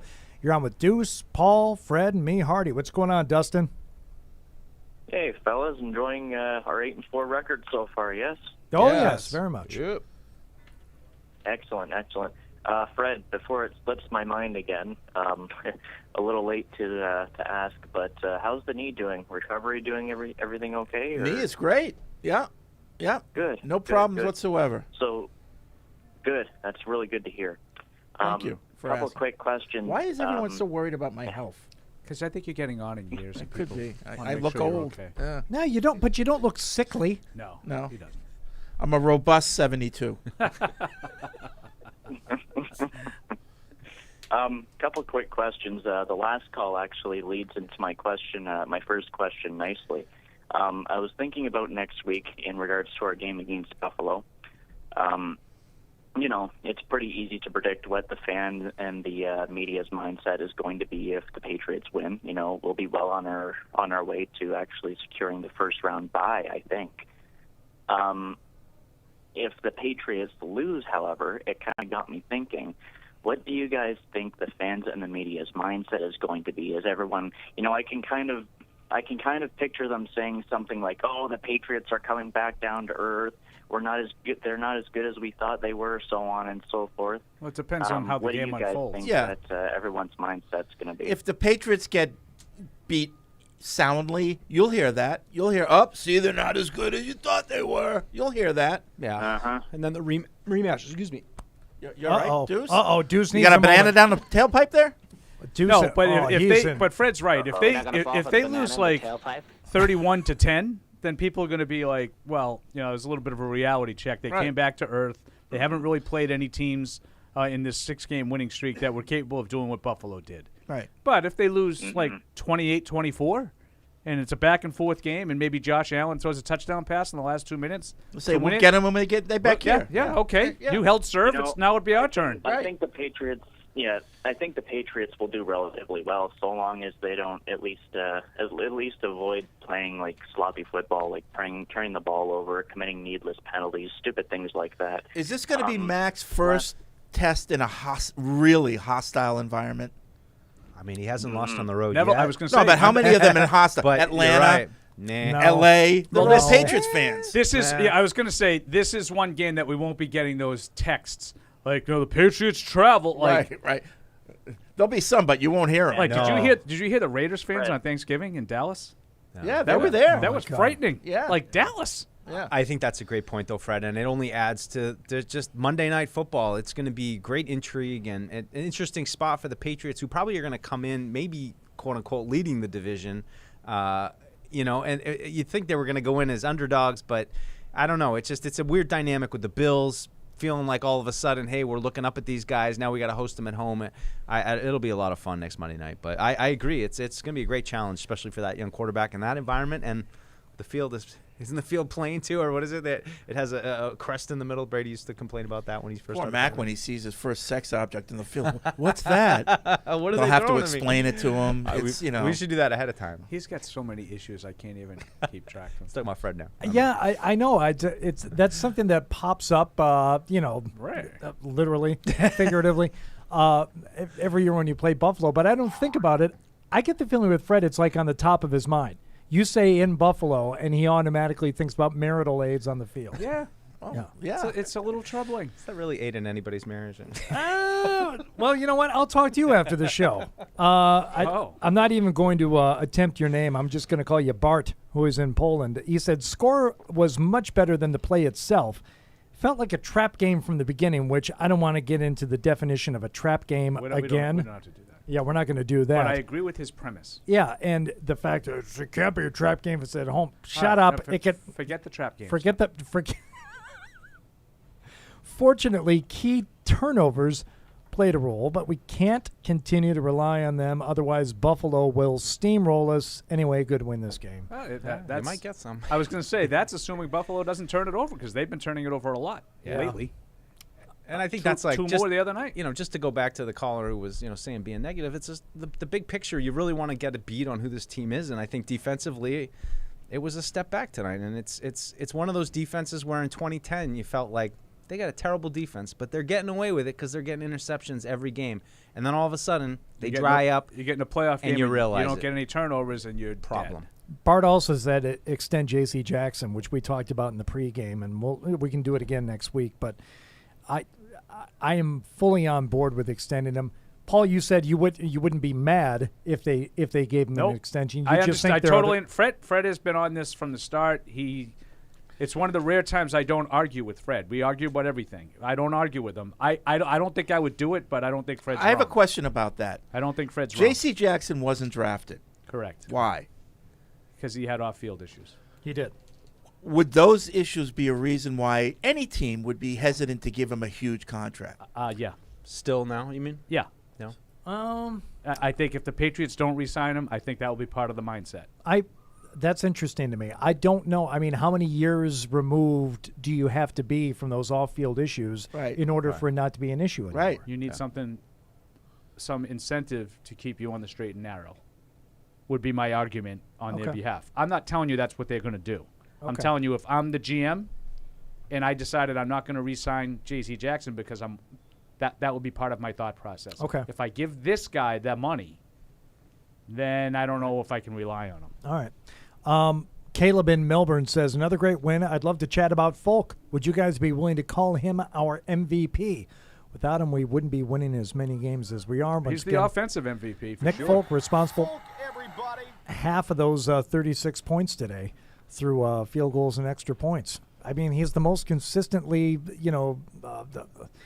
productive offensive weapon you have. Yeah. I mean, what more can you say about him? I mean, hitting the long ones, too. I think that was last year. You were just like, I mean, yeah, he's been great inside the 30, but there was some kind of block that you felt like outside of, 45 yards that they wouldn't attempt it, or that, they had to protect him from it. And this year it seems like it's interesting. They're not right. I didn't even think of that. Remember that? That was a thing last year. They wouldn't even try them. Yeah. Now he's trying. I think he tried the 52-yarder today. I don't think I would have done that. It made it a 16-point game. It was still a two-score game, and I thought with about, 5.5, 6 minutes left, it gave the opportunity for a miss to set up the Titans with one last gasp. Yeah. And last year, he Mike is right. I totally forgot that. Do you remember that? Like 45 and out, he would never even try it. He would either go for it. He would either go for it on fourth down or punt. Lau thought it was going to be a sneak. He thought when he was setting up for that today. I thought, oh God, you're right. Now I'm looking down the field. I'm like, this is a 52-yarder. Why are they even trying this? Especially to the north end zone. If there was any wind, it's generally, a problem going that way. And he had missed the 53-yarder earlier, and it was kind of an ugly kick. Oh, yeah, it The was miss. gross. The miss was kind of low, low Low right. trajectory. Yeah. Why can I not speak? Like a knuckleball. It's just almost. Pepsi. I promise, it's just Pepsi. Yeah, in 2019 with the Patriots, he played 7 games. They attempted one 50-plus field goal that he made. Last year, they attempted 3, and he got 2. This year, he's 4 of 6. But 2 of the ones he made were on the last play of the game. On the game winners. Well, they had no choice. So they had no choice. Right. Do you know what I'm saying? Yeah. There you go. Yeah. So only one time did they allow him to kick under Like a normal normal conventional circuit. field Huh. goal. Chris in Honolulu says, not sure if you guys touched on it, but Lawrence Guy deserves to be on the good list today. He made a few big plays early on and was at least disruptive throughout most of the game. Also, what's the deal with guys letting their mouthpieces just dangle from their face masks? That would drive me nuts to have that thing. It's called bouncing fish around all hooking day. it. It's called what? That's what they call it, fish hooking it. Oh, okay. Yeah. I thought you said something no, else. I thought you said like the dirtiest of words. I'm like, fish whatting it? What? Okay. Lawrence Guy had one big play early on. Yeah, he Beyond that, I do not remember him being a disruptive presence all day. Not really. Gotta look at that to see if they're running away from him. There's just too much action in the run game. Yeah, I saw he made a play early in the game today. But a lot of guys made a play. I can't put him on the good list as being There it part is. of the front. Being part of the front Yeah, seven I mean, that allowed 270 you look at the yards replays rushing. and some of those runs, and it's not like guys are like being double teamed or they're doing change of direction. It's just a hat on a hat, and you're just getting beat. You know. Get him. Yeah, I think that was the first play. That of was the a game. play early on, and you thought, okay, here we go. Right. This is going to be all game of this. Right, That's what you thought. Front seven porn for Deuce there. Two Look at plays. that. Two plays later, Judon gets the sack, and therein lies the only punt of the game for the Titans. and that's probably I think something they had- that they I had maybe one of could have put on the good list beside Mac Jones was the start of the game. Just the way that they deferred the kick. They went out. They got a 3-and-out. They got, the penalties, yada. But good punt return. Offense comes out. Touchdown. Great start. Chris wants to defend the defense even more. He says Dietrich Wise had a deflected pass. Van Noy had 2 deflected passes, 1 nearly an interception. I had Van Noy on my good list. Yep. Hightower deflected pass on a 3rd down, saved a big play. Bentley was kind of weak on his tackling angles and his block breaking today, but overall, I think the defense did their job, and that's what we asked. I mean, there was a play. Barmore, he didn't play a lot today. I don't know how many plays did he have. Do we have that We yet? don't have that yet. Not yet. But I think they were holding him out because he was hurt. But when he was in, there was a play later on where he bull rushed 2 guys, and Bentley ended up hitting the arm, and they called it a fumble. Patriots recovered. But that was all because Barmore just pushed that pocket right into Tannehill. I mean, he's a force, and I think that they missed him when he wasn't out there. Greg from the billing department, I survived. Greg from the billing department called in. He wanted knockout pool advice today. Deuce and I told him to go with Tampa. Tampa. I told you I didn't love that. Ooh. I'm glad you won, but I Sweated told you that I one didn't out. love it. He said I was so stressed, and I just decided, F it. If I was going down, I'm going down with Brady. Yeah. Picked Tampa, threw on my jersey and diaper, and went to work. What a game. The other 2 players picked the Chargers. So if the Broncos end up winning, I win the pool $11,000. Let's go, the Broncos. Chargers are down 14-0. Wow. Right? $11,000. Wow. We Broncos- expect a lunch out of that Broncos at got the the lead. minimum. Well, lunch does me no good. I You weren't here for That's it. not a touchdown. You weren't here for it. Why should you get anything out of it? Because a it's- Patriots Unfiltered How lunch? about a it's my Monday night studio. football dinner A Monday night football dinner. for us? That foot was not down when he had the ball. See how quickly he's like. Oh, it's close. I think that angle makes it look You close. guys are so deprived at 98.5. Whenever there's anything like in play, you clutch to it like grim death. Clutch to what? Like just a lunch. Like God forbid you don't get a lunch. I gave him the pick. I understand and that. that turns into you getting a free lunch. I understand That's that. not me clamoring anything. That's like no. This is that's all wrong. mine. This is all mine. You know what? You know what? I'm the boss. I'm the kappa poo poo poo poo. I- And I get a taste of everything. I Anything that I goes through understand. here, I get a taste. And when Chachi Lepret used First to be night, right? Chachi Lepret act like that. You remember Chachi from the old radio station? He used to say, "You got to let me wet my beak a little." Right. He would, whatever came into the station. Right. Yeah. Was it prima nocte? Is that what it is when the king gets the first night? That's what Fred is. Like everybody gets a sandwich. Like, here you go, Fred. Take a bite out of it. Yeah. All right. right. You getting married? I guess your wife first. I'm the boss. What? There it is again. Alan in Texas on the Patriots postgame show. Hi, Alan. Hey guys, how you doing? What's going on? First, I got to say that listening to Fred, it scares me that my mindset is in the same place as yours when it comes to Buffalo. For Buffalo, okay. Yeah, You mean with the sex object? Like I'm just worried because Mac is so young and innocent. Like when they throw it out there, like when I was little and the sexy commercials would come on, my mother would talk really loud. Maybe I wouldn't hear them. I could just see they throw the dildo out, and then Josh and then Josh McDaniels is like, Mac, over here. Don't look over there. Don't look over there. Anyway, isn't that what it's called? Yeah, I think you're only allowed to say it. I think you're only allowed to say it once. Yeah. Okay, I said it once. Yeah. Okay, so the defense concerned me with the run game because I figured they were going to be keying on the run game, and the fact that Tennessee was able to run all over them. And Guy definitely made a great play one of the first series of the game, and after that, the defense, as far as the run game was pretty bad. I think they were just getting blocked all over the place. But my question is about Mac Jones and his arm strength. Everybody talks about his arm strength, and to me, it's noticeable with them 15-yard outs. The defenders tend to make plays on it. Is there something that can be done to increase his arm strength, or is it going to be more that he's going to have to learn to play the defense better, so he can throw the ball sooner on those plays? That's a great point. Incrementally, he can improve his arm strength, but it's not going to be like he's not going to ever be like Aaron Rodgers or, you know. And I'm glad you mentioned that because there was one play I said it right after it happened. It was a pass to Meyers that Meyers caught, but he got hit immediately. He got jarred loose. Yep. If the ball had more zip on it, the defender wouldn't have been there at that time. You know, Myers would have had more time to secure it, and that was because the ball didn't have the zip it should have had on it. I can't disagree with that, and I think it's incremental. I mean, I think it's all going to be mental part of it, physical a little bit, but you're right. I think it could be an issue. And you can improve it. You can improve it, but how it's much incremental. is a question. It's not, you know. It absolutely can improve, and it will improve, just as Alan said, with his. When he gains more and more experience and he recognizes when to throw a little bit sooner. Confidence into the throw a little more. Yeah. Yep. Because I don't think Peyton Manning had great arm strength, but his awareness was so good. Well, he's on another level. He did. Yeah. Peyton Manning didn't have great arm strength at the very end, but he did, when he was playing with a broken neck, he didn't have great arm strength. Right. But, for the bulk of his career, his arm was But pretty you good. never looked at Peyton Manning and said, wow, what a Howitzer. No, but what he didn't do, what I always looked at Peyton Manning is he never threw a really tight. Like Adam Horowitz? Did you call it a Howitzer? Howitzer. Yeah, correct. Howitzer. I used to play with this Jewish kid who's named Alan Horowitz. By the way, and he could throw the ball. Hey, so we would say, what a Horowitzer.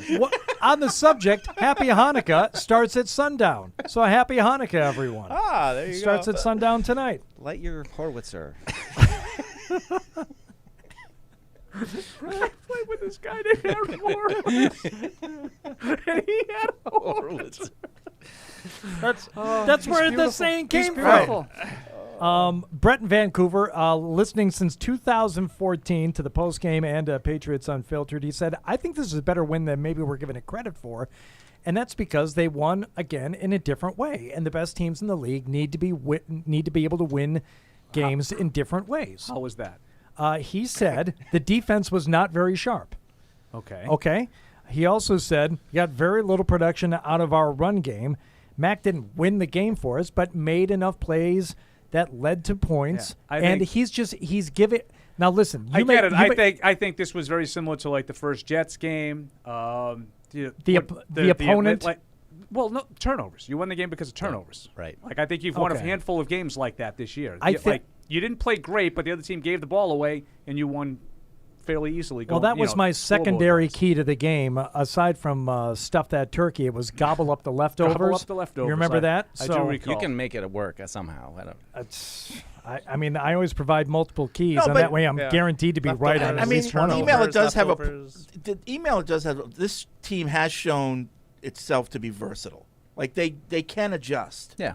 You know. Yeah, and I think that's why I give Mac a little bit more credit than some people, just because I I'm don't with think you, they had. Juice. You know, I'm just saying a I little tend bit. to look at things on the I'm not positive trying to side. rile your cage up at all. I respect what you laid out, and you're right with a lot of those throws. It's just I think that this was a day where you didn't have the run game to really lean on, and at least in the middle of the field. It could have been a lot worse if they didn't move the ball in the middle of the field, and I mean, they would have lost the game. So not perfect, third down, red zone, that stuff once they got into nitty-gritty time, and he was a little bit off. He wasn't nails lights out like he was against the Browns, but, you know, I think they did enough to do their part and keep the time of possession pretty even. Get it close enough for Nick Folk to score half your points. Do what he does. Absolutely. Just do what he does. Yeah, that's right. Colin in the Bay Area. Hello, Colin. Hey, guys. I just wanted to say it's kind of funny everybody's saying we didn't have a good defensive game, even though I think 3 takeaways for any defense is probably pretty good. And they weren't just like gimmies. Do you guys think like we were out there trying to strip the ball, or was it just like any given Sunday they're going to fumble? Well, got lucky. The J.C. Jackson one was a really good punch. The Godshaw one, that was really bad ball security. I'm just going to like the only fumbles that I'll ever there's 2 kinds of fumbles that I would say are somewhat understandable. One is the blindside strip sack of the quarterback when he doesn't know it's coming, and the other is when a guy like has the ball, or maybe as he's securing it instantaneously, a helmet on the football. Right, helmet on the football. Knocks it out. Yeah. I don't think there's ever an excuse to be running down the field with the ball in your possession and have a guy knock it out.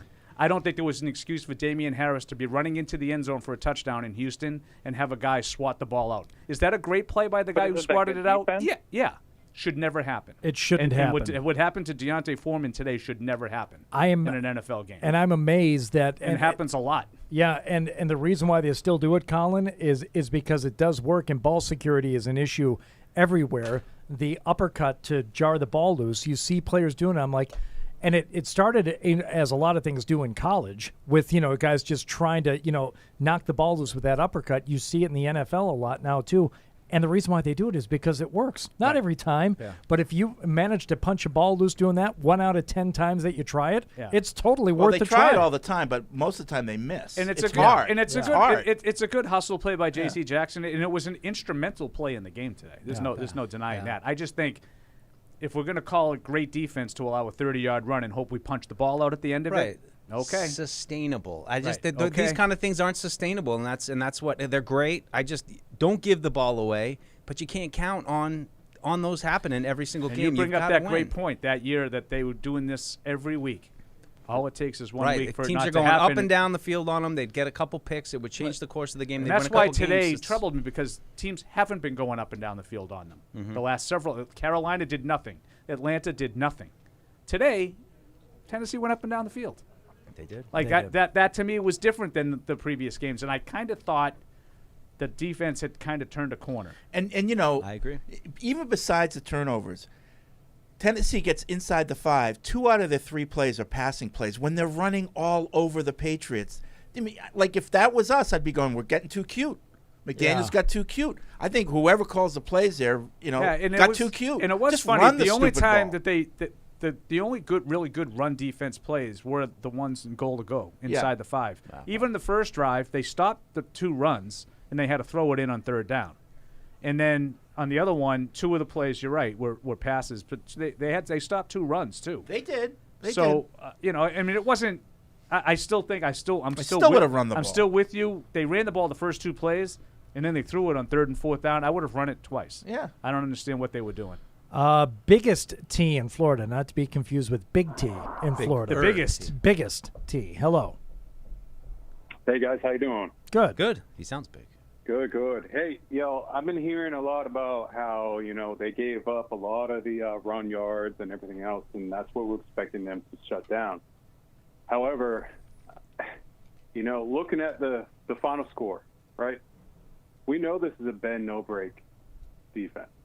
Well, it hasn't been. We know that this defense is willing to let you go between the 20s, do what you want to do. That's not how they and want to shut play you down. defense, and that's not how they've played defense this They've year. been better than that. Do you this know year. they're the number 1 ranked defense in football? Yeah, they've been Like better than yards. bend but don't break. They That's- haven't been bend but don't break. That's in the past. This year they've been. That was in the past. Yeah. No, I get that. That's not how they I wanna get it. play. I get it. Right. No, I get that. That's what they've been in the past, and they've been very. They've had turnovers. They've been the differential and the turnovers and the point scoring against it. It's been outstanding this year, right? Yeah, I think they're they're 1 and 2 in the league for point differential with the Bills. Yep. Yeah. Right. And they have the turnover differentials too. I mean, that's what they did today, Yep. right? Yep. That's not bend but don't break. But that's not bent. Today they bent but didn't break. Yeah. But that's not how they've been playing all year. No, I get that. They've been dominating over the last 5 weeks. Okay. No, they have been dominating. No, I guarantee it. Yeah, correct. They've been dominating. Now, this what I want to say is like this team as a whole has been just for the past 6 weeks amazing. Like I could say that this team has probably been, and this could be a hot take, but probably been one of the best teams we've seen in a long time. But like Patriots teams. Are we talking about the Patriots? Yeah, It could be, but I don't know. I don't see. I don't know. Like, look, you have a rookie quarterback running this, right? Okay, so He's that's a rookie quarterback. Is that a He's not losing qualifier? games for you, and he has won a couple, but he hasn't won all of them by himself. He's not Brady. We're not looking at him as Brady or anything else like that. I would say, which is why I wouldn't say that this is the best. I Patriots would team say we've this is seen in one a of the while. most pleasing Patriots teams we've been seen in great. a long time. But do you remember teams where they would play like 5 of the strongest teams in the league and they'd beat them all? I forget like what year that was. I mean, it was just like, not only are we winning, we're beating the best teams in the league. T, if I can step in for a second, maybe what he's trying to say is that it is more of an overall contribution than we've seen in years past, where it was a lot about Brady, or it was a lot about 1 or 2 guys on the defense, and you had some outstanding individual performances. There are different guys stepping up week to week, and everyone is playing, for the most part, a pretty solid game. We haven't had a game. Here's what I'll say. Over the last several weeks, we haven't had a game where a guy said, that guy sucked, start to finish, get him off the field.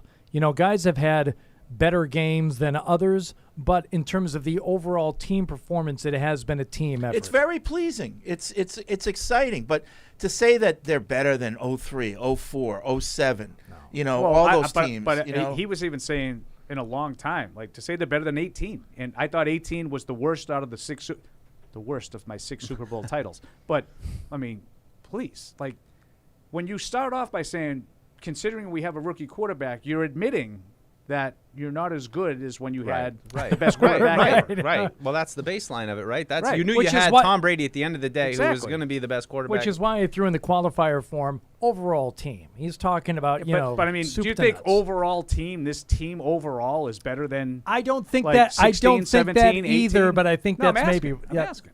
I'm no. asking you. No, I don't. I don't know yet. Like I if still you ask me, like, is Belichick as pleased with this team as he's been in a long time? Maybe. I think, maybe Well, because but they're all. that's a whole different argument. No, I because know. This is personal for him. No, And I know. I think you're right. But they're all doing what he's asking them to do, and they're coachable. He's and, winning without the quarterback, and that's what he wants to do. And I think if you look at the path of the games that they've won, they've done a great job. They've been a good team. They've taken care of business for the most part in the last 6 weeks. But if you ask me how to stack this team up, I still don't know. I still don't really have a sense of when they get into a tight game with a really good team that can do it all.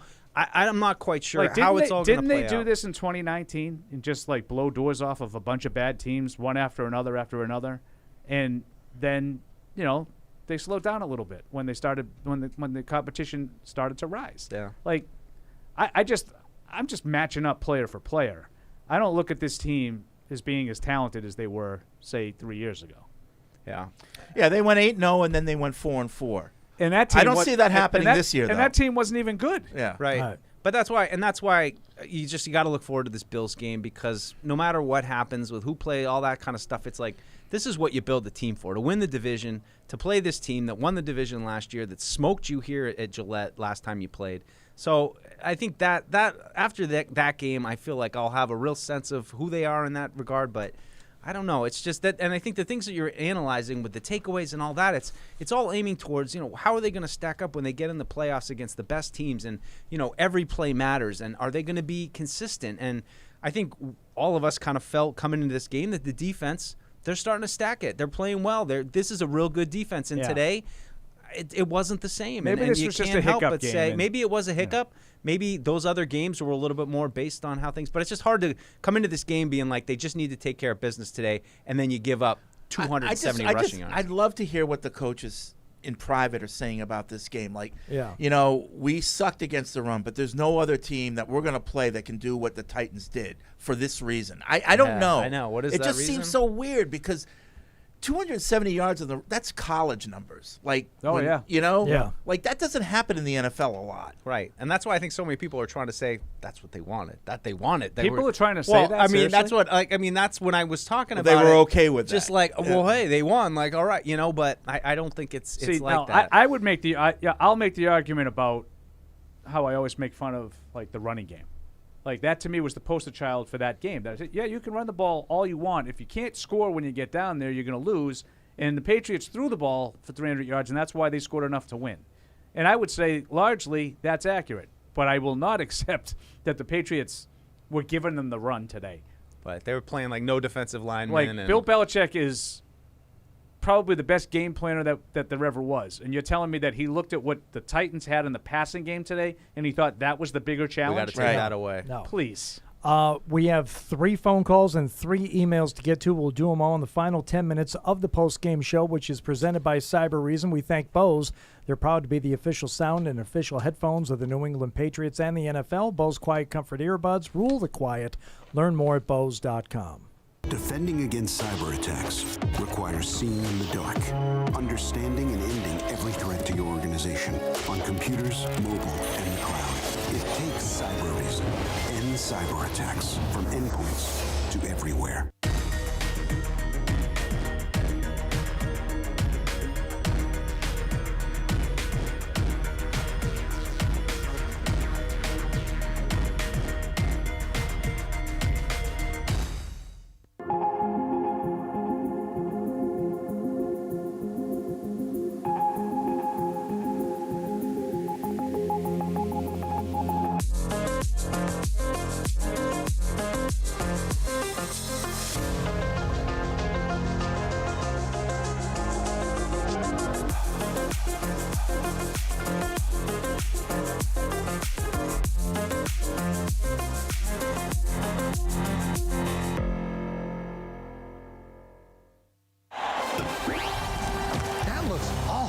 Football's back and it's time to go big. Pepsi pulled pork sandwiches are game day greatness.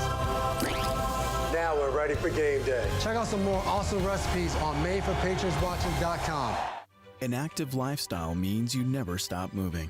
That's why only Theragun devices are designed to release your body's deepest muscle tension, so you can do the things you love. You only have one body. Make it a TheraBody. Join the conversation by calling the Ace Ticket hotline at 855-PATS-500 or email the show at webradio@patriots.com. You, Hardy. I don't know how this turned into me getting yelled at. I'm so tired. Live from our studios inside Gillette Stadium, here's Hardy. Think you're tired now. Wait till we get back-to-back primetime. Someone said to me today that there's a chance the 28th moves to a primetime also. Is there a game on the 28th? What's the 28th? I don't know. December 28th, I think. December 28th. The 26th is Buffalo at 1. Would they move that one? Oh, yeah. Could that get flexed? Oh, I don't know. Oh, God. Oh. Yeah, there was until, but with Henry out, Well, no, this didn't get flexed No. because they're coming off a night game. They have a night game next week. They weren't going to give them 3 night games in a row. Correct. Yeah. But the one against Buffalo. 3 out of 4, maybe. Yeah, 3 out of 4. Oh, good grief. No. I don't want to think about that I don't think now. that will be either because then they'll have the Monday night game and then the Saturday game. They'll give them 3 in a row again. I don't think they'll do that. Right. I mean, there's a bye week in the middle, but I don't know. I don't think they'll do that. But you never know. Bill in San Diego. Hello, Bill. Hey, guys. How are we doing today? Good. I am very happy with the win, as I'm sure you all are. And Bill Belichick, for him, it's like Christmas came early with a big win and a lot of faults to point out to all his players during the week. Let me ask you this. Did you guys see Oweno at all? Is he hurt? I don't recall seeing him once. He came in for Karras for a little bit because I don't know if Karras got beat up a little bit, but he was in for Karras.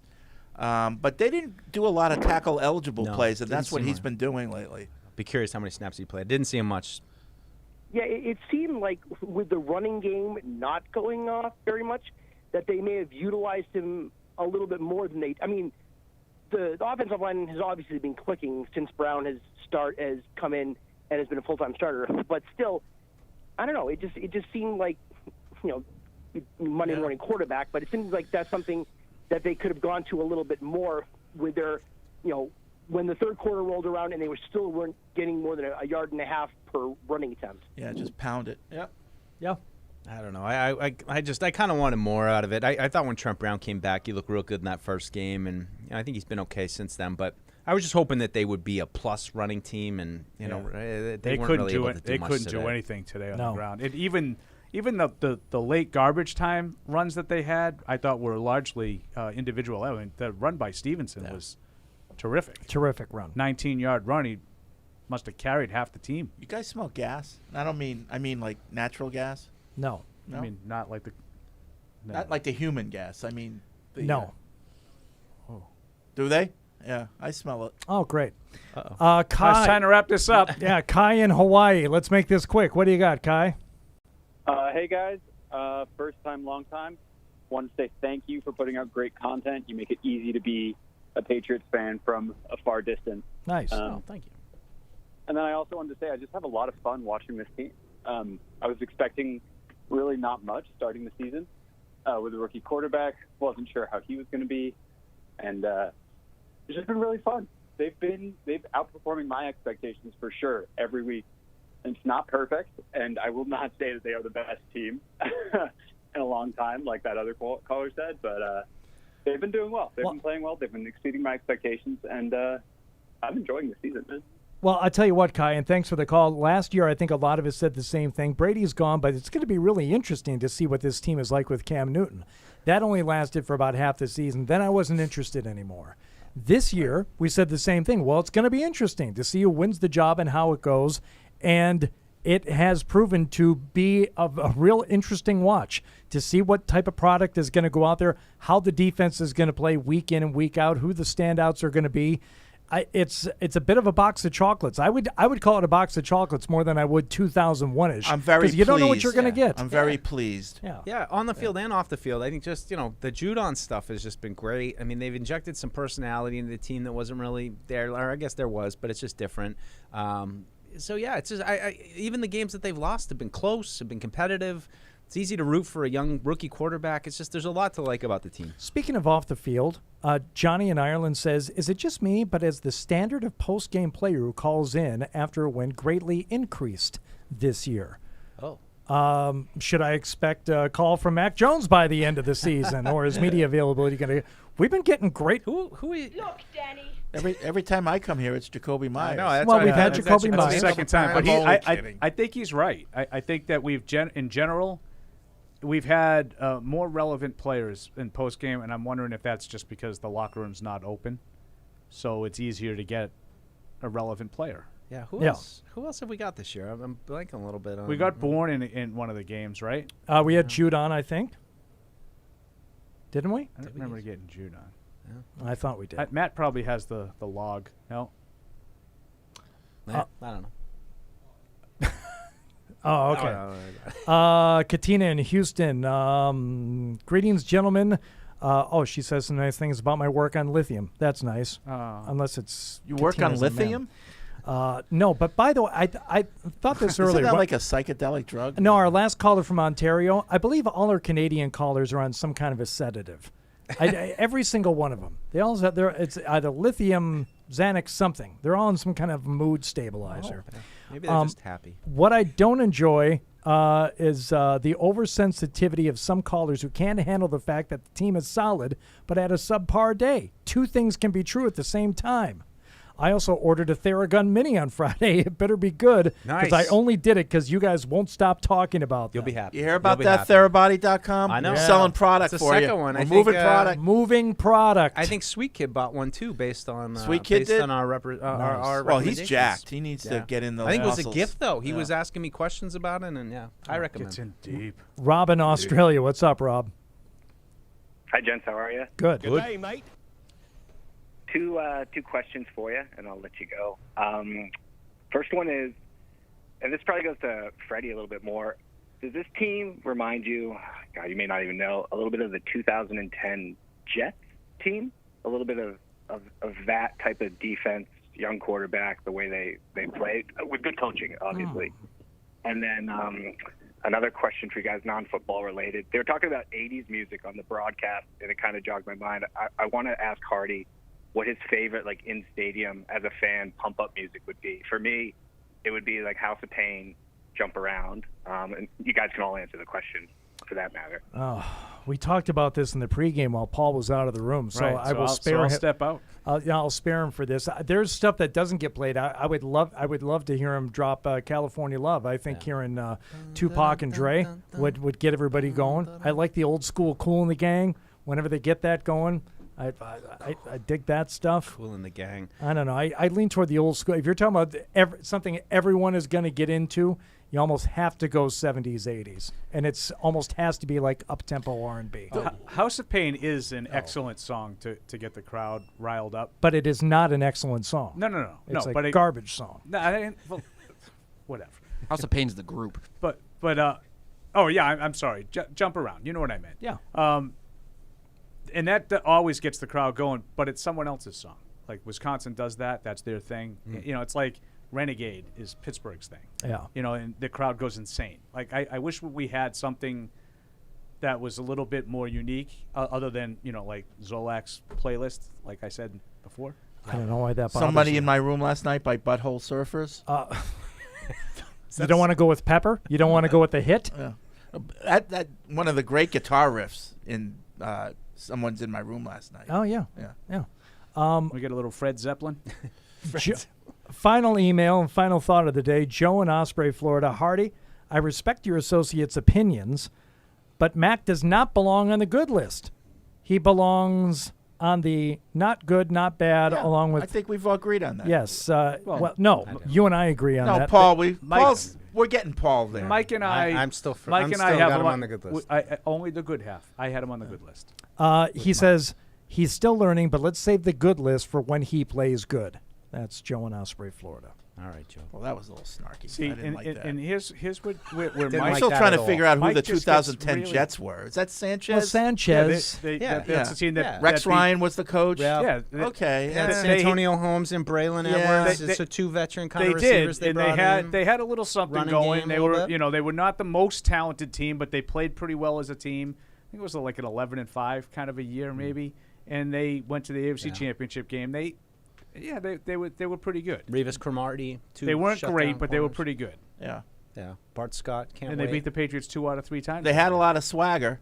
Yeah. You know? Yeah, I mean, you know, and Rex isn't. I mean, Rex is probably not fit to be a head coach, but he's an excellent defensive coordinator. Yeah. Excellent. But just like look at the model of when they went into New England in 2010. You know, like that's what the Patriots model is going to be, where, you know, Mac's got to play like Mark Sanchez played the game of his life in that game, where he played perfect. He was lights out. He had some great picks. 3 touchdowns, you know, no picks. Right? You know, and the defense getting an early takeaway to kind of set the tone after, you know, a pretty good little drive by the Patriots. So it's just that, you know, those are the things. What's the complexion of the team? What kind of game are they going to need to play to win in the playoffs? The overall takeaway from this game, a 6th straight win. The Patriots moved to 8-4 on this season with a big tilt against Buffalo coming up in Week 13. So Huge. we will all look forward to that. We'll celebrate this victory, and we'll thank everybody who joined us on the post-game show via phone calls, emails, everyone who works on the show. Thank you so much to Mike Dussault, Paul Perillo, Fred Kirsch.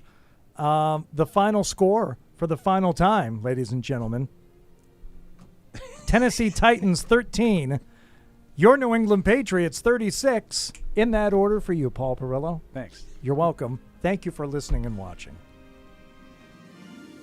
Thank you for downloading this podcast. Subscribe on Apple, Google Play, and everywhere else you listen. Like the show? Please rate and review us. Listener comments and ratings help keep us high in the podcast rankings so new listeners can find us. Be sure to check Patriots.com for more news and more podcasts.